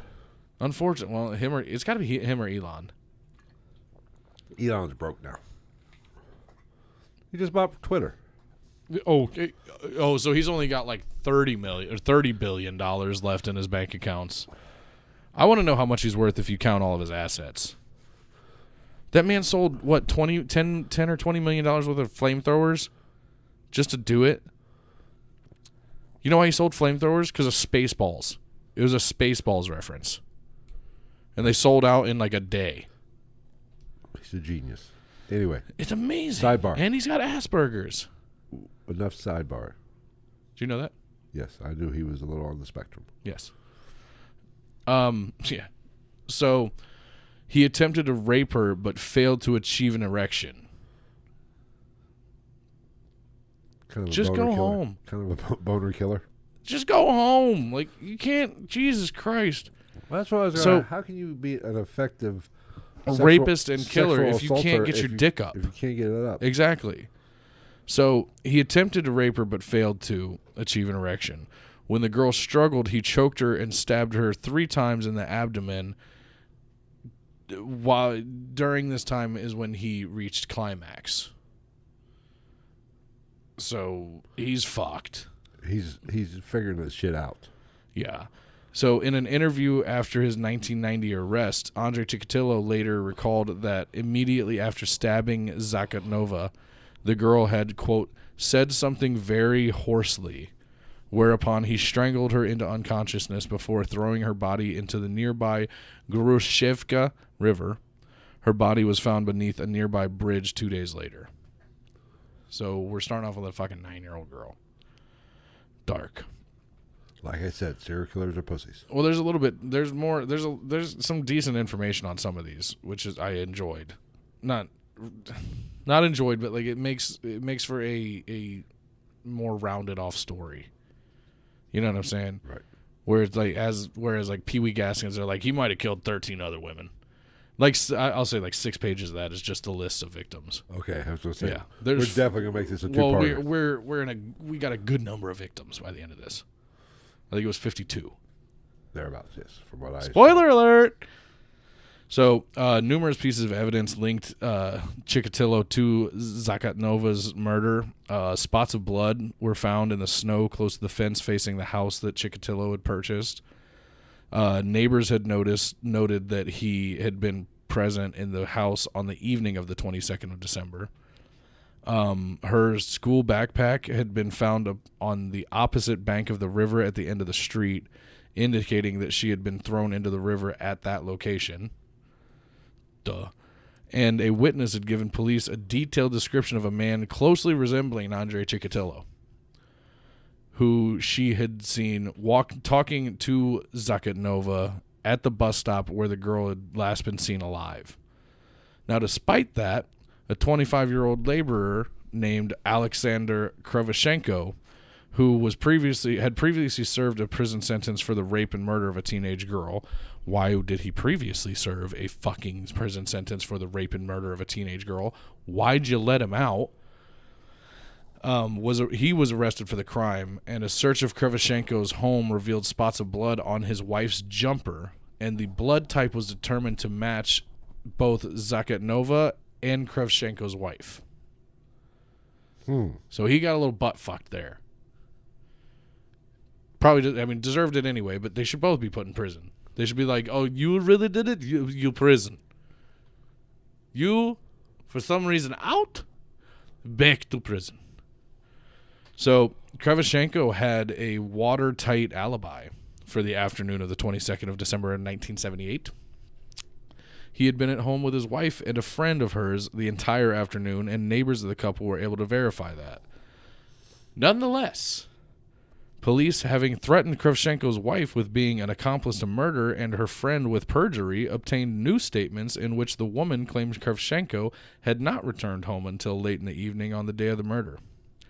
He was confronted with those altered testimonies, and Kravchenko confessed to the killing. Okay, he confessed. Yeah. Then how we...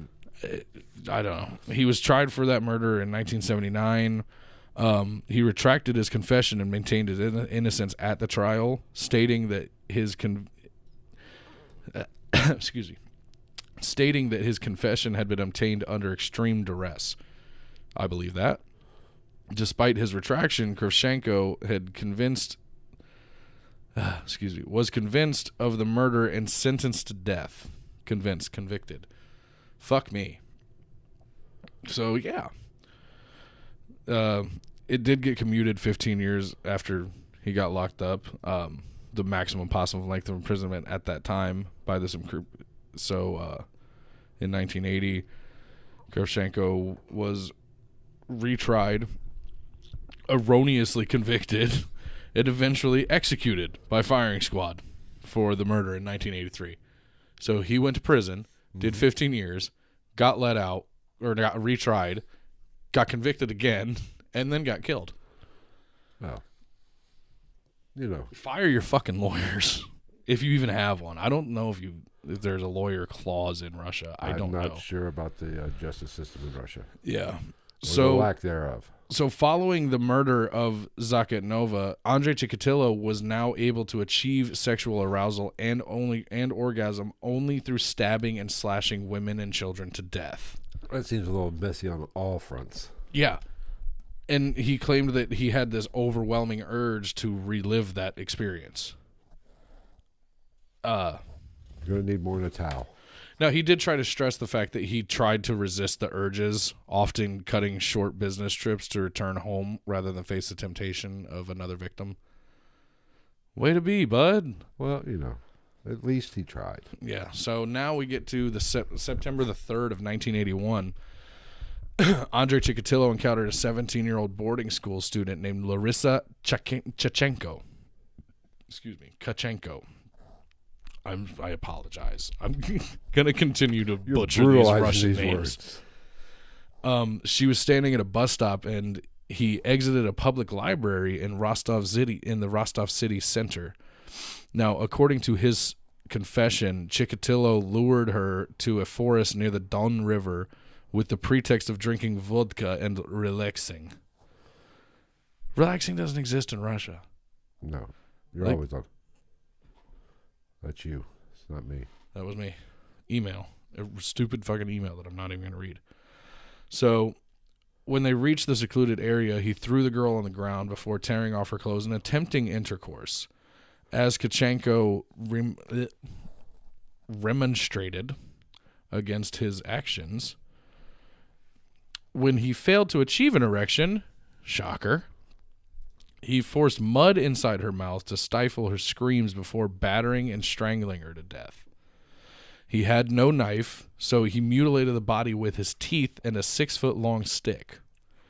He also tore one nipple from Kachenko's body with his teeth before loosely covering her body with leaves, branches, and torn pages of newspaper. Kachenko's body was found the following day. A little animalistic, I would say. Yes. So 9 months after this murder, on the 12th of June, 1982, Chikatilo traveled by bus to Bagayevsky district. I think I actually got that one right. Maybe. I don't know. Of Rostov to purchase vegetables. Having to change buses in the village of Donskoy, he decided to continue his journey on foot. Walking away from the bus station, he encountered a 13-year-old girl named Lyubov Biryuk, who was walking home from a shopping trip. The two walked together for approximately a quarter of a mile until their path was shielded from the view of potential witnesses by bushes. Whereupon, Chikatilo pounced upon Biryuk, dragged her into nearby undergrowth, tore off her dress, and killed her by stabbing and slashing her to death as he imitated performing intercourse. Yeah. rails are gone. Oh, we are. So There's not far even off going the track. off them. They just disappear. Yeah. It's like the fucking Western where they're not done with the bridge. Yeah, and we're just. Yeah. Yeah, we're plummeting to the bottom of this canyon. So when her body was found on the 27th of June, the medical examiner discovered evidence of 22 knife wounds inflicted to the head, neck, chest, and pelvic region. Further wounds found on the skull suggested the killer had attacked Biryuk from behind with the handle of the blade of his knife. And in addition to that, several striations were discovered upon Biryuk's eye sockets. Following this murder, Chikatilo no longer attempted to resist his homicidal urges. He just gave in to Yes. his temptations. Between July and September of 1982, he killed a further 5 victims between the ages of 9 and 18. He established a pattern of approaching children, runaways, and young vagrants at bus or railway stations, enticing them to a nearby forest or other secluded area and killing them, usually by stabbing, slashing, and eviscerating the victim with a knife. Although some victims, in addition to receiving a multitude of knife wounds, were also strangled or battered to death. Having some problems over here? Oh, we're dropping frames. Oh, fuck it. We're in it now. We can't stop now. So many of his victims' bodies bore evidence of mutilation to the eye sockets, and pathologists concluded that these injuries had been caused by a knife, leading investigators to the conclusion that the killer had gouged out the eyes of his victims. Andrei Chikatilo's adult female victims were often prostitutes or homeless women who he could lure to secluded areas with promises of alcohol or money. He would typically attempt intercourse with these victims, but he would usually be unable to achieve or maintain an erection, which would send him into a murderous fury, particularly if the woman mocked his impotence. He'd achieve orgasm only when he stabbed and slashed the victims to death. His child and adolescent victims were of both sexes. He would lure these victims to secluded areas using a variety of ruses, usually formed in the initial conversation with the victim, such as, but not limited to, promising them assistance or company, or offering to show them a shortcut, a chance to view rare stamps, films or coins, or with an offer of food or candy. The old, did they have a white panel van? Is all I want to know.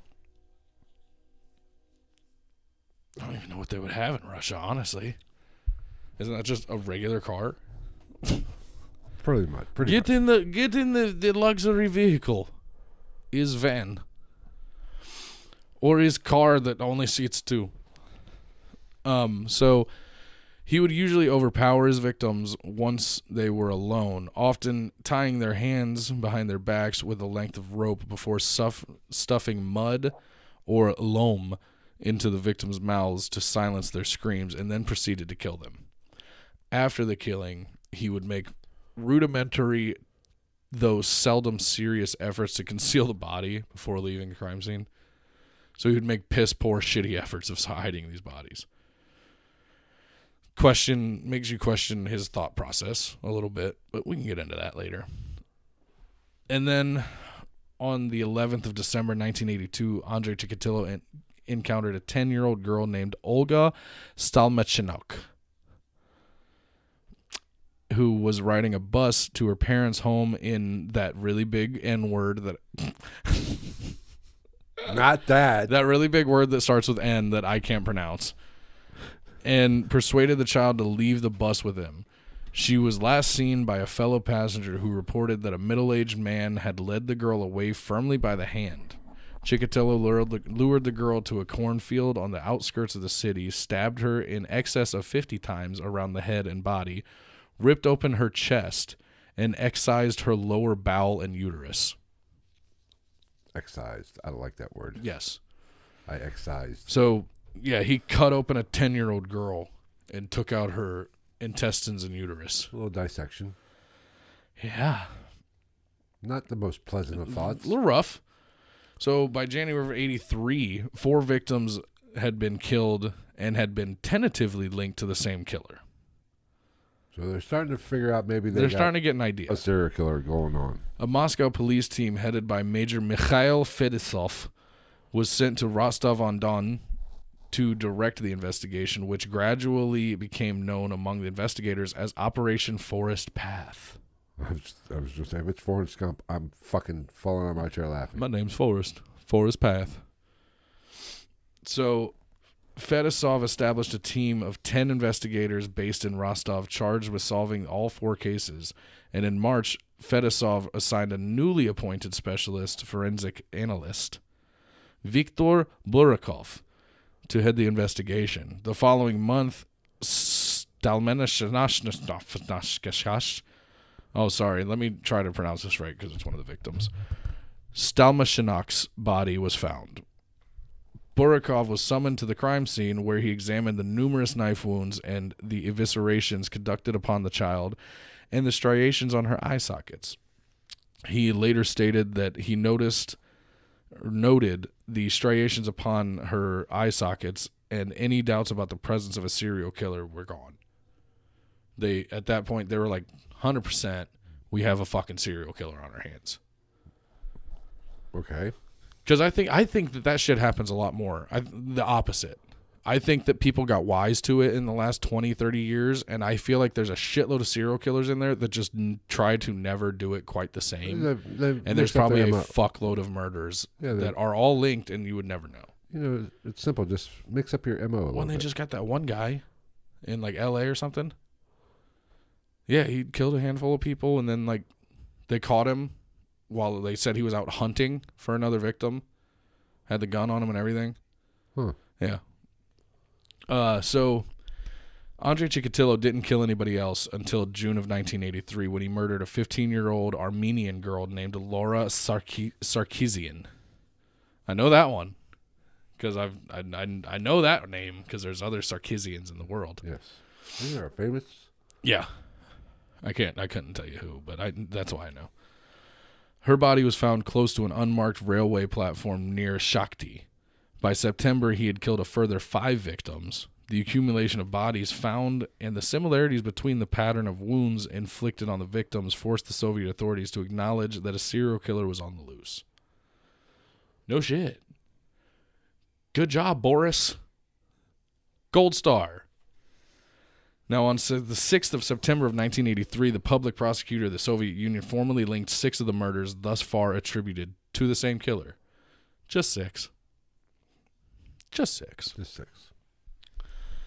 Now, because these murders were just fucking savage, even for Russian standards, and the precision of the eviscerations upon the victims' bodies, police theorized that the killings had been conducted by either a group harvesting organs to sell for transplant, the work of a satanic cult, or a mentally ill individual. Of course. You knew that was going to come in. We knew that was going to come in. We have to blame the Satanists. You knew that was going to come in. I mean, not saying it's right, but it goes hand in hand. When you have mutilation, it automatically goes to maybe it was Satanists. It's always like that. Excuse me. Or a mentally ill individual, which, duh. Well, I think that's a given. Now, a lot of the police effort concentrated upon the theory that the killer must be mentally ill, homosexual, or a pedophile, and the alibis of all individuals who had either spent time in psychiatric wards or had been convicted of homosexuality. Convicted of homosexuality. First off, fuck off, Russia. That's a bit much. I hate to say it. I think it was probably still pretty much there's plenty. illegal here. Maybe not in 1983, but definitely in the 70s. Or pedophilia. All those people were checked. And not only were they checked, they were logged in a card filing system. Registered sex offenders were also investigated, and their alibi was eliminated from the inquiry. If their alibi was corroborated, they got knocked out. But if you were gay, you're still in there no matter what. Fair. Well, not to stereotype, but there is a lot of gay serial killers, so. Or gay adjacent, if you will. Well, and we've covered this because, especially back then, the frustration they must have felt not being accepted. I can only imagine. Probably drove them to kill. I can only imagine. It's can't blame fucking them terrible. for that, I guess. Now, beginning in September of 1983, several young men confessed to the murders, although these individuals were often intellectually disabled youths who admitted to the crimes only under prolonged and often brutal interrogation. Well, we Not uncommon. we have our thoughts about interrogations. Yeah, it kind of makes me think of what was his name? Jesse from. Oh, Miss Kelly, yes, Yes. from West Memphis 3, if I could speak. Yeah. So, along with that, 3 known homosexuals and a convicted sex offender committed suicide as a result of the investigators' heavy-handed tactics. And as a result of the investigation, more than 1,000 unrelated crimes, including 95 murders, 140 aggravated assaults, and 245 rapes were solved. So, some good did come of this bullshit. What? We must have a bad internet connection or something. See, Fuck it. As long as the recording's good, we can re-upload it. So, some good did come of this shit, I guess. That's a lot of solved cases. Yes. Now, as police obtained confessions from suspects, bodies continue to be discovered, proving that the suspects who had confessed could not be the killer they were seeking. Now, on the 30th of October, 1983, the eviscerated body of a 19-year-old prostitute, Vera Shevkun, was found in Shakti. She had been killed on the 27th of October, and although the mutilations inflicted upon Shevkun's body were otherwise characteristic of those found upon other victims linked to the unknown murderer, the victim's eyes had not been what is that word? Enucleated. There's a lot of good words in here. Or otherwise wounded. So we have some switch up. I don't know if it's call it what you will, if it's on purpose or not, but we have a switch up of what is a known characteristic of this murderer, who is unknown to everybody at the time. 2 months after that, on the 27th of December, a 14-year-old Glukovo schoolboy named Sergei Markov was lured off a train and murdered at a rural station near that really big fucking word again. Markov was emasculated, fill in the blanks there, you can figure out what that one means, and suffered over 70 knife wounds to his neck and upper torso before being eviscerated. A little bit of overkill. Yeah, it's really, really like primal. Very rage-based. Not Liver King primal. Like, No. Jesus. So, we go to the next year. January and February of 1984, Andrei Chikatilo killed 2 women in Rostov's Park of Aviators. On the 24th of March, he lured a 10-year-old boy named Dmitry Tashnikov. There's a P in there. I don't know. It's like pterodactyl. I don't know why there's a P. We lured him away from a stamp kiosk in the giant word with an N. And while walking with the boy, Chikatilo was seen by several witnesses who were able to give investigators a detailed description of the killer. When his body was found 3 days later, police also found a footprint of the killer, and also found semen and saliva samples on the victim's clothing. Which, damning evidence, but probably not in 1984. So then, 25th of May, he killed a young woman named Tatiana Petrosyan and her 10-year-old daughter, Svetlana, in a wooded area outside Shakti. She had known Andrei for several years prior to her murder, and by the end of July, he had killed 3 additional young women between the ages of 19 and 21 and a 13-year-old boy. There's the numbers in this. Like, the escalation is so ridiculous. Well, at least he's, I admire this part of it. Yeah. Hey, if you're going to be I don't want to say admire, but if you're going to do it, like, fucking. I want big numbers. If you're going to fucking go to prison for life, go to prison for life. If you are a serial killer with only a 3 body count, fuck you. You're a candy ass. I don't want to hear your shit. You're not even Jesus. I don't want to hear it. I'm really breaking this down to its basest form. I want double digits. Yeah. You better be in the teens at least. So, in the summer of 1984, he was fired from his work as a supply clerk for the theft of 2 rolls of linoleum.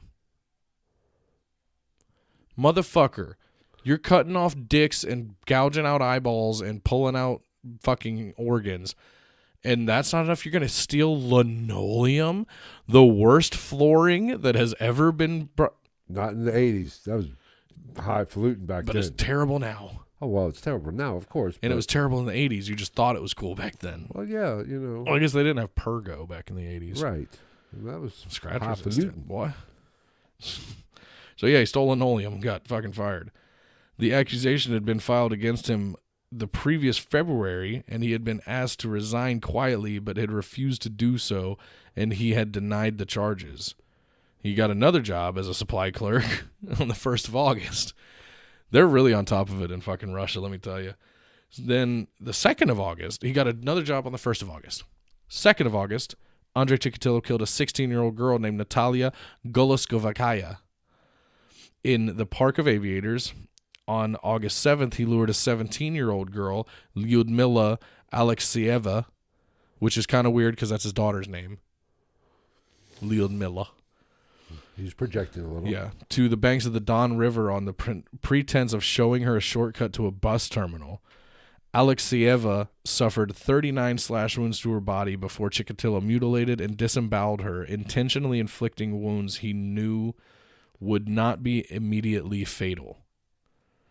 Her body was found on the following morning, and her excised upper lip was inside her mouth. Nice. Yeah. So now he's getting to the point of torture as well. Right. Because I forget what it's called. That actually has a term in like torture and murder. When you make like cuts and stuff like that you know aren't going to kill, it's strictly for the, I don't know, the sexual gratification or whatever gratification you get from the torture of a human being. It has an actual name. I can't remember it. So, several hours after Alexieva's murder, Chikatilo flew to the Uzbek capital of Tashkent on a business trip. Steal more linoleum? Right? He's starting a linoleum ring. What was his job title? Supply clerk. What kind of business trip does a supply clerk Right? do? Supply clerk. Well, it's go also on? Russia, so I mean, a big business there is what, like 9 people. Honey, I know I'm a janitor, but I have a business trip to go on. I gotta go to the Lysol convention. I'm sorry, I can't make it to fucking Stephanie's recital. Jesus. So yeah, so he went to the Uzbek capital of Tashkent. By the time he returned on the 15th of August, he had killed an unidentified young woman and a 10-year-old girl named Akmarol Seydalyeva. No more Russian topics. Jesus. I'm getting a headache with all these names. Within 2 weeks, the nude body of an 11-year-old boy named Alexander Chepel was discovered on the banks of the Don River, strangled and castrated, with his eyes gouged out, just yards from Alexieva's body.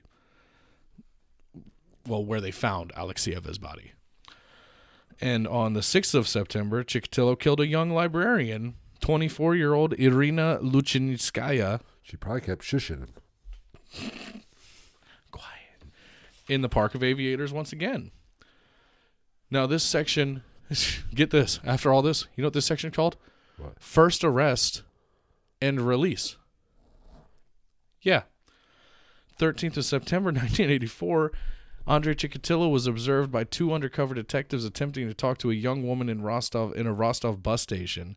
The detectives followed him as he wandered through the city, trying to approach women and committing acts of frauderism in public places. What the fuck is frauderism? Google it if you want to. I can't even spell that. I'm too stupid. Frotteeurism. Just put in FROTT. I seriously doubt there's very many. What, Frauderdam? Like, so when he arrived at the city's central market, he was arrested and held. A search of his belongings revealed a knife with a 20-centimeter blade, which is 7.9 inches. That's a pretty fucking big knife. Like FOTT. EURISM. Like, just for people that are watching the live stream, that's what? A 3-inch blade? Yeah. If that. Or I say it's closer to 6. So, yeah, that's the pocket knife I carry, which is, like, that's a decent-sized pocket knife. You know what I'm saying? So that's maybe a 3-inch blade. His was almost 8 inches long. He had a Rambo. You have no reason to carry a fucking knife that big regularly. Well, I guess it's Russia, so maybe you do. Several lengths of rope were found on him and a jar of Vaseline. This is funny. Are you the Jim Carrey Grinch? That was frauderism. Is the act of touching or rubbing one's genitalia up against another person in a sexual manner without their consent to derive sexual pleasure or reach orgasm. Are you happy that I let you Google that now? I am. That made my fucking evening. I have to go to the bathroom now. Jesus Christ. So, just long. I gotta just to repeat for you. Oh, you actually have to pee? I Should we have to pause? No, fuck, just keep going. Okay, so just to repeat for you though, because you can hear me, the bathroom's right there. When they arrest him, he had a 8-inch knife, a knife with an 8-inch blade. Sorry, several lengths of rope and a jar of Vaseline. Did you say fucking Vaseline? Yes, all things that somebody who's up to good has with them. Chill out, fucking Ron Weasley's twin brothers. So he was also discovered to be under the investigation for the minor theft at one of his former employers, which gave the investigators the legal right to hold him for a prolonged period of time. His dubious background was uncovered, and his physical description matched the description of the man seen walking alongside Dmitry Patashnikov prior to the boy's murder. A sample of his blood was taken, the results of which revealed his blood group as to be type A, whereas semen samples found upon a total of 6 victims murdered by the unknown killer thought to be spring. Oh, Jesus Christ, I just totally lost my shit.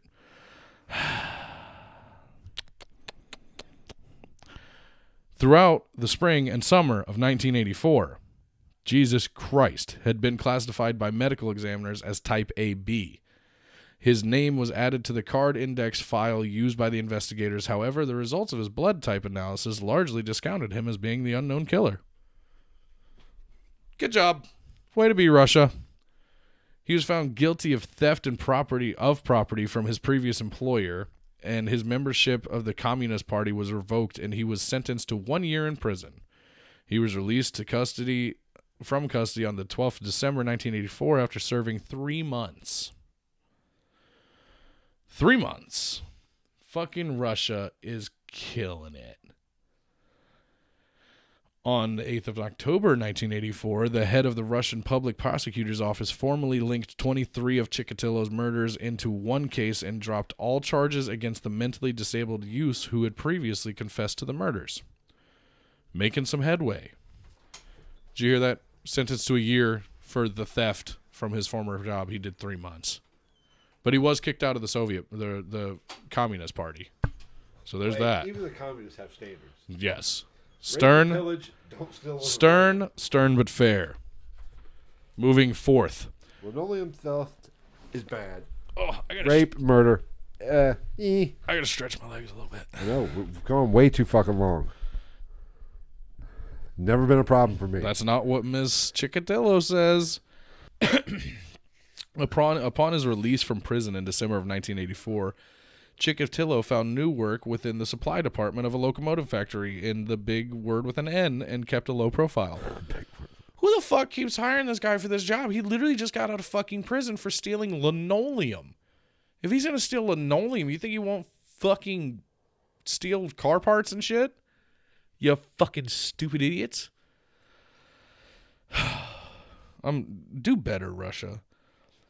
He did not kill anybody. Let's give him some credit here until the 1st of August of 1985. When on a business trip, yet again, a fucking business trip as like basically a supply clerk. I need that job. Fencing all that linoleum. Yes, I need to go to fucking Russia and get these jobs so I can go on business trips. But this time to Moscow. We're moving up to the big city. He encountered an 18-year-old woman named Natalia Poklistova standing on a railway platform near Domodedovo Airport. Poklistova was lured off a train into a thicket of woods close to the village of Vostryakovo, where she was bound, stabbed 38 times in her neck and chest, then strangled to death. Nice. Yeah, dude. It's a big thing. And based on the hypothesis that the killer had traveled from Rostov Oblast to Moscow via air, investigators checked all Aeroflot flight records of passengers who had commuted between Moscow and Rostov region between late July and early August. On that occasion, however, Chikatilo had traveled to Moscow by train, and accordingly, no documentation existed for investigators to research. 4 weeks later, on the 27th of August, he killed another young woman named Irina Gulayeva, as had been the case with Poklistova. The wounds inflicted upon the victim linked her murder to the hunt for the serial killer. So he's not the smartest cookie here. No. He's it's like the interview. I don't think you've seen the interview, but with Eminem, where he comes out as gay on TV right in the beginning of the movie. He's like, I've just pretty much just been leaving a breadcrumb trail of gayness for my career. I think I've seen like little clips of it. It's so funny. He said, "Is Eminem's gay on our show? Holy fuck!" So, in November 1985, a special prosecutor named Issa Kostoyev was appointed to supervise the investigation, which had by this stage expanded to include 15 procurators, and 29 detectives assigned to work exclusively on this manhunt. The known murders linked to the manhunt were carefully reinvestigated, and police began another round of questioning of known sex offenders and homosexuals. I can't get over this. Like, known sex offenders, yes. And I get that it's Russia in the 80s. Known sex offenders, yes. Known murderers, yes. Known child molesters, yes. Just because you're fucking gay doesn't mean you should be like, hey, you gay man. Well, you got to cover all the base, especially when you have deaths of both genders. I guess. I mean, maybe bisexual would be a much better term to use, but so the 80s. Yeah. Was bisexual even a term? Fair. So at this point, they started patrolling the railway stations again around the Rostov area, and plainclothes female officers were actually put in place to loiter around these places. So they're putting in a sting now. Olga was getting into it. Bet boys, what you going? So at the request of the Burakov, the detective, police also took the step of consulting a psychiatrist named Dr. Alexander Bukhanovsky, which I'm pretty sure was the name of one of the victims. Did you say Bukaki? Was that what you said? Yes, Alexander Bukaki. The first such consultation in a serial killer investigation in the Soviet Union. I'm not surprised by that. All crime scene and medical examiner's reports were made available to this doctor upon the understanding he would produce a psychological profile of the unknown murderer in the investigation to the investigators.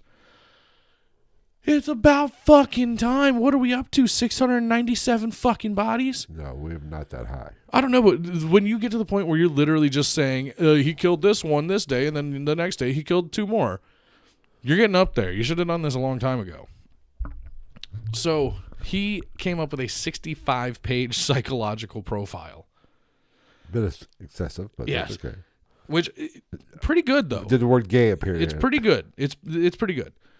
This profile described the killer as a reclusive man aged between 45 and 50 years old who had endured a painful and isolated childhood and who was incapable of flirting or courtship with women. Oh, shit, I'm a serial killer. This individual was well educated, likely to be married and have fathered children, but also a sadist who suffered from impotence and could achieve sexual arousal and release only by seeing his victims suffer.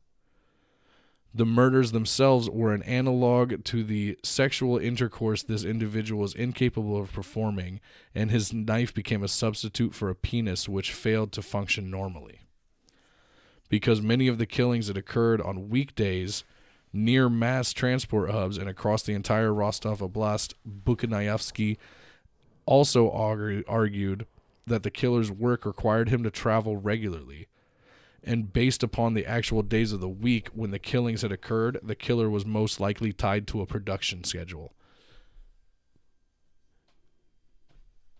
This guy's fucking good. The rest of these detectives need to eat a fat dick and go work at a goddamn Krispy Kreme. This guy's on his shit, though. Now, not the dumbest guy, Andrei Chikatilo actually followed this investigation really carefully.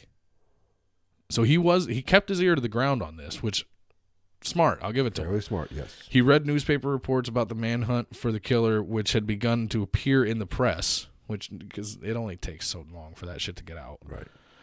And he kept his homicidal urges under control. Now, for almost a year after August 1985 murder, no further victims were found in either Rostov or Moscow whose bodies bore any relatable injuries to this. Now, they did tentatively link the murder of a 33-year-old woman named Lyubov Golovayka, found stabbed to death in the Myaniskovsky district of Rostov on the 23rd of July of 1986. But that was basically just because of the fact that the killer's semen type matched that of the killer they were looking for. That was it. Okay. Not very concrete at all. So, and she was stripped prior to her murder, and she'd been stabbed more than 20 times. Those two I don't really... The semen type I take more than the other two. Yeah, but the other two just kind of make sense. It wasn't like they had DNA. Exactly. Like, so none of them really are damning at all in the 80s. Excuse me. She had not been dismembered or otherwise mutilated, nor had she seen a near mass transportation. Now, they just assumed that it wasn't who they were looking for, because it wasn't. Some good detective work for once, not by a doctor. So they went back and forth with a lot of shit to this. Like, they were looking at everything from the mutilation between male, female, who and when this killer decided to try to hide a body.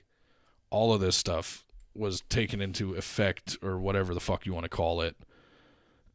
But obviously didn't fucking lead him anywhere.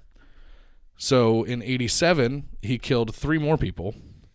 And on each occasion, the murder took place while he was on a business trip far away from the Rostov area.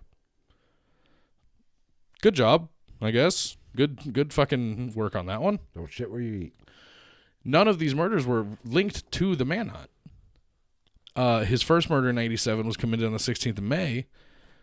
It was a 12-year-old boy, train station in the Urals. Don't know how the fuck that didn't get put to it or connected to it. A 12-year-old boy named Ivan, Ukrainian city of Zaporizhzhia, and a 16-year-old vocational school student named Yuri, all Woodlands, somewhere else, like Leningrad, all these different places. Kind of fits the bill. So in 88, he killed 3 times. Again, murdering an unidentified woman in Krasny in April and 2 boys in May and July. His first murder victim was lured off a train. Boom, boom, boom. Bound her hands behind her back. Stuffed dirt in her mouth. All made sense. Like, literally he's just fucking asking for it at this point. And then one of his other victims' autopsy revealed that he had been emasculated and suffered at least 30 knife wounds. All things are pointing to the same fucking place. He didn't kill anybody again until February of the next year, where he killed a 16-year-old girl. Which, you know where he killed her? Where? His daughter's vacant apartment. Not the sharpest tool in the shed. Yes. He dismembered her and hid her remains in the sewer.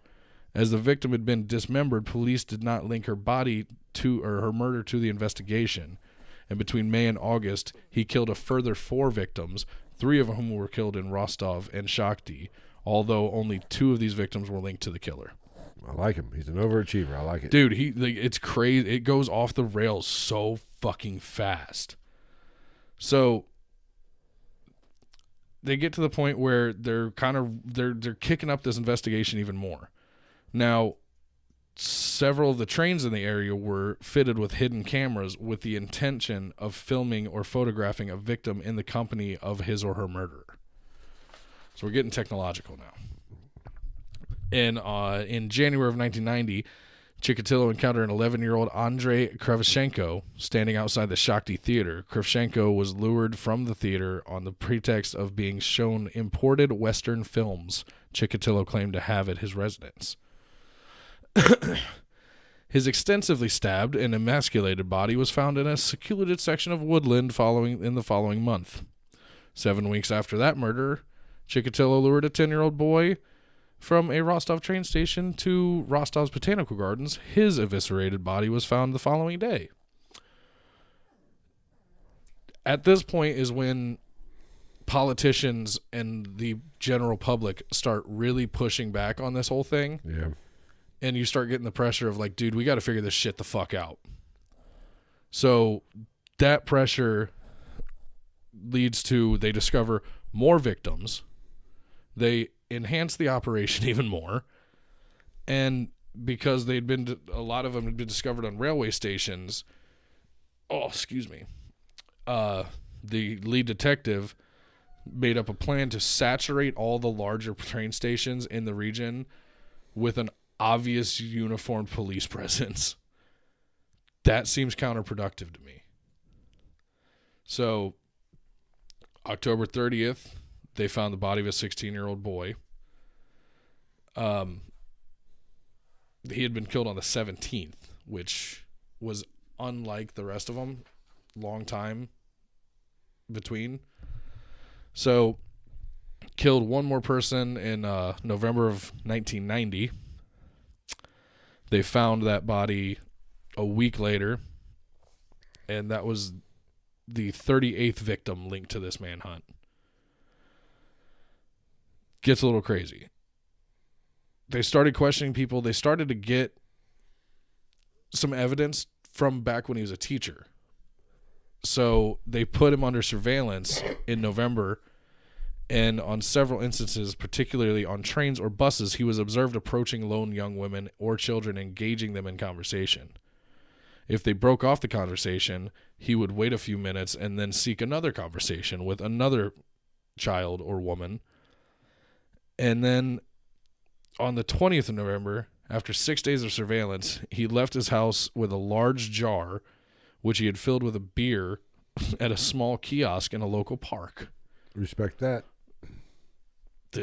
Yeah, where is that in America? Gotta get a traveler to go. Where the fuck is the beer kiosk in the park here? Exactly. Like, what the fuck? So, before he wandered, he did this before he wandered around the giant fucking word with an N, attempting to make contact with the children. We're using the N word a lot in this. I know, right? So he's Russian, racist, saw his dad's taint, helicopter dick. There's a lot going on with this guy. He attempted to make contact with children he met along the way of him walking around, and upon exiting a cafe, Chikatilo was arrested by 4 plainclothes police officers. Now, when he was arrested, he gave a statement claiming that police were mistaken and complained that he had also been arrested in 1984 for the same series of murders.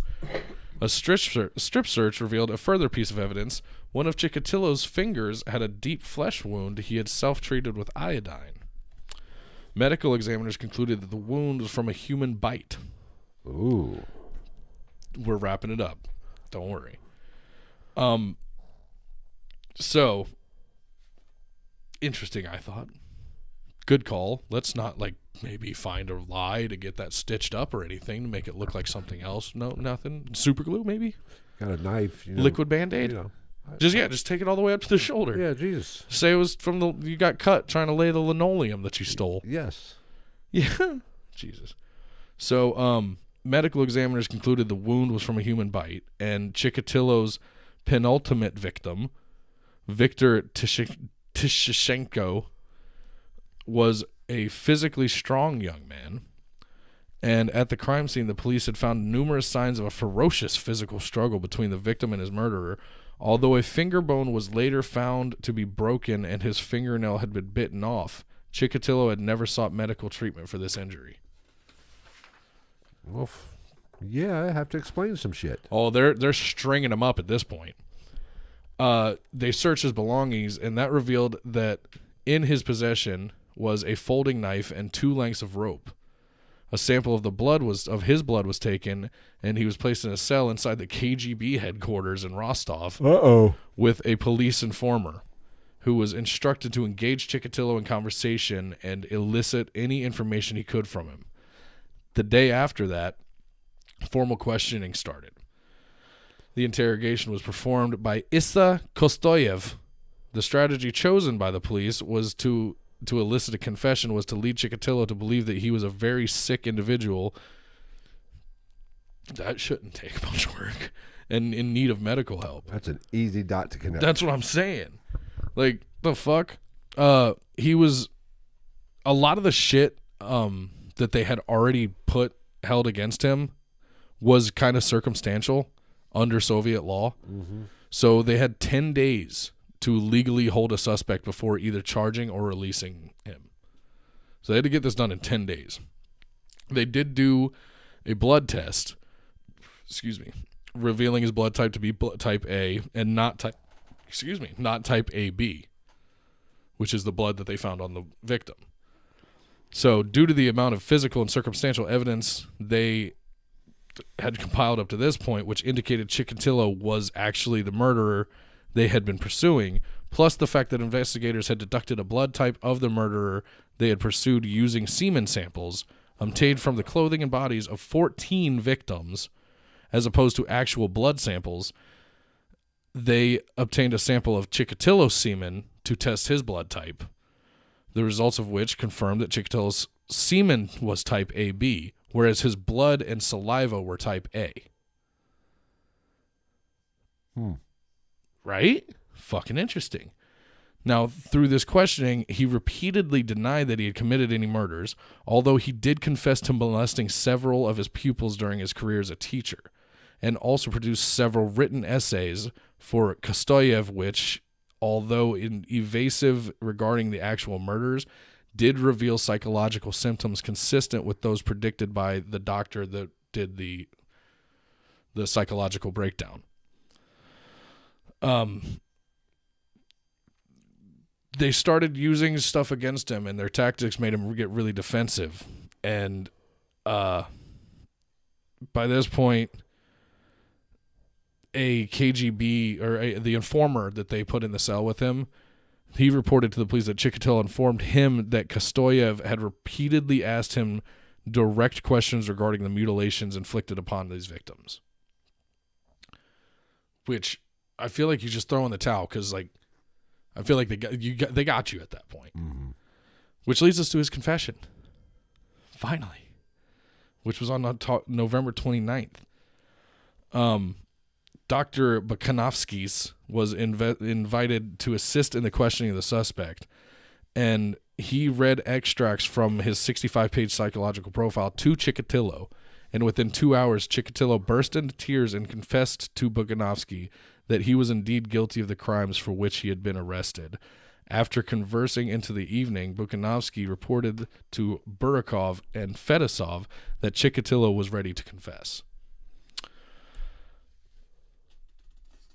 Jesus Christ, that's so much.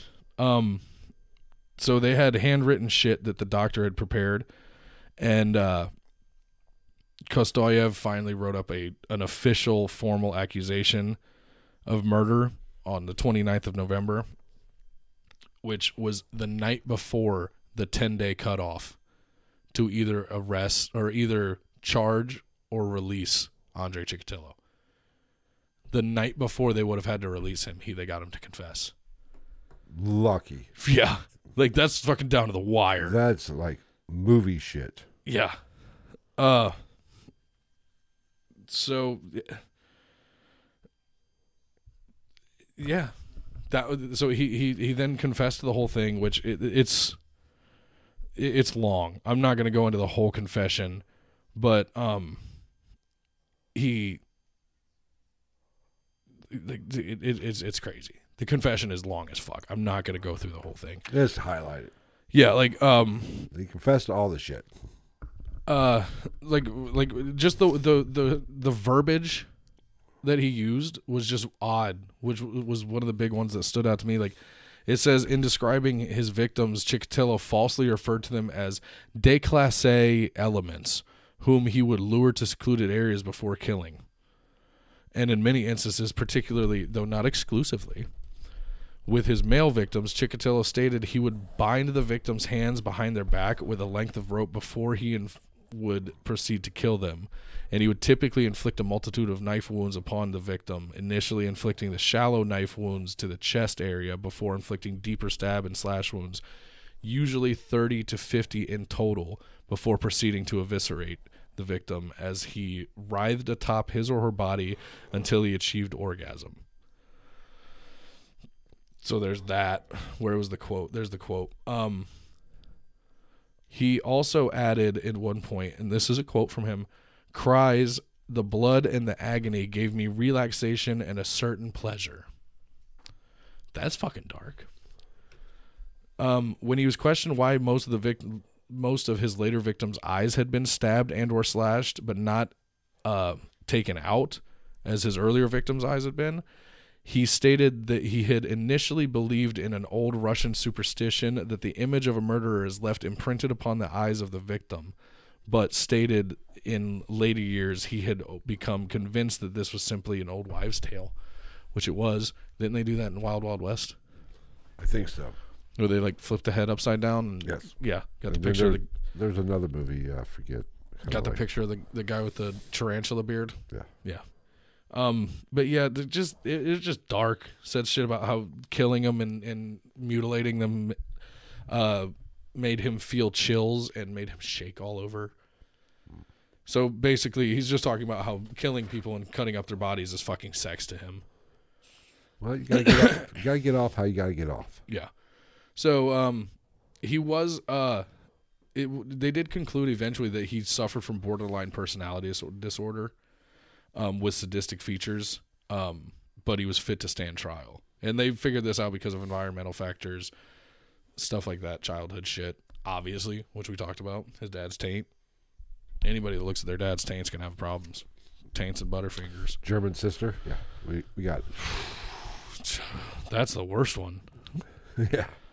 So, in April of 1992, he faced trial and was charged with 53 counts of murder, in addition to 5 charges of sexual assault against minors committed when he had been a teacher.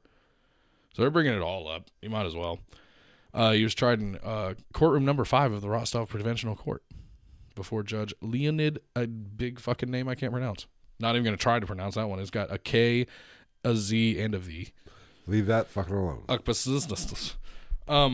So it was the first major media event in post-Soviet Russia.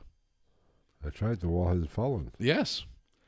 And slightly after his psychiatric evaluation, investigators had conducted a press conference in which a full list of his crimes was released, alongside a 1984 indictment of the individual charged.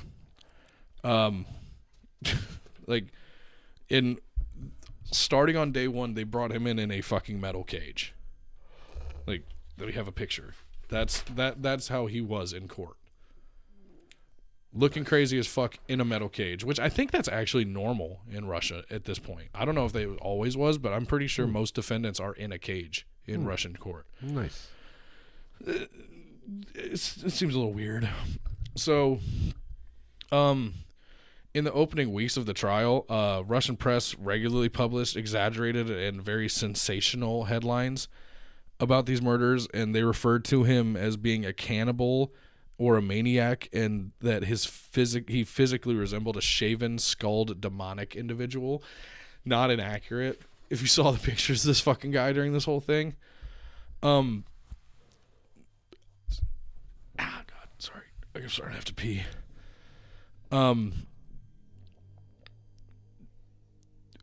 This shit got so crazy that like the prosecutors were actually known to legitimately tell him to shut his mouth and remind him that he's not crazy while they were questioning him, because he would just, like, all those pictures were from court that you saw of him like doing the crazy faces and stuff.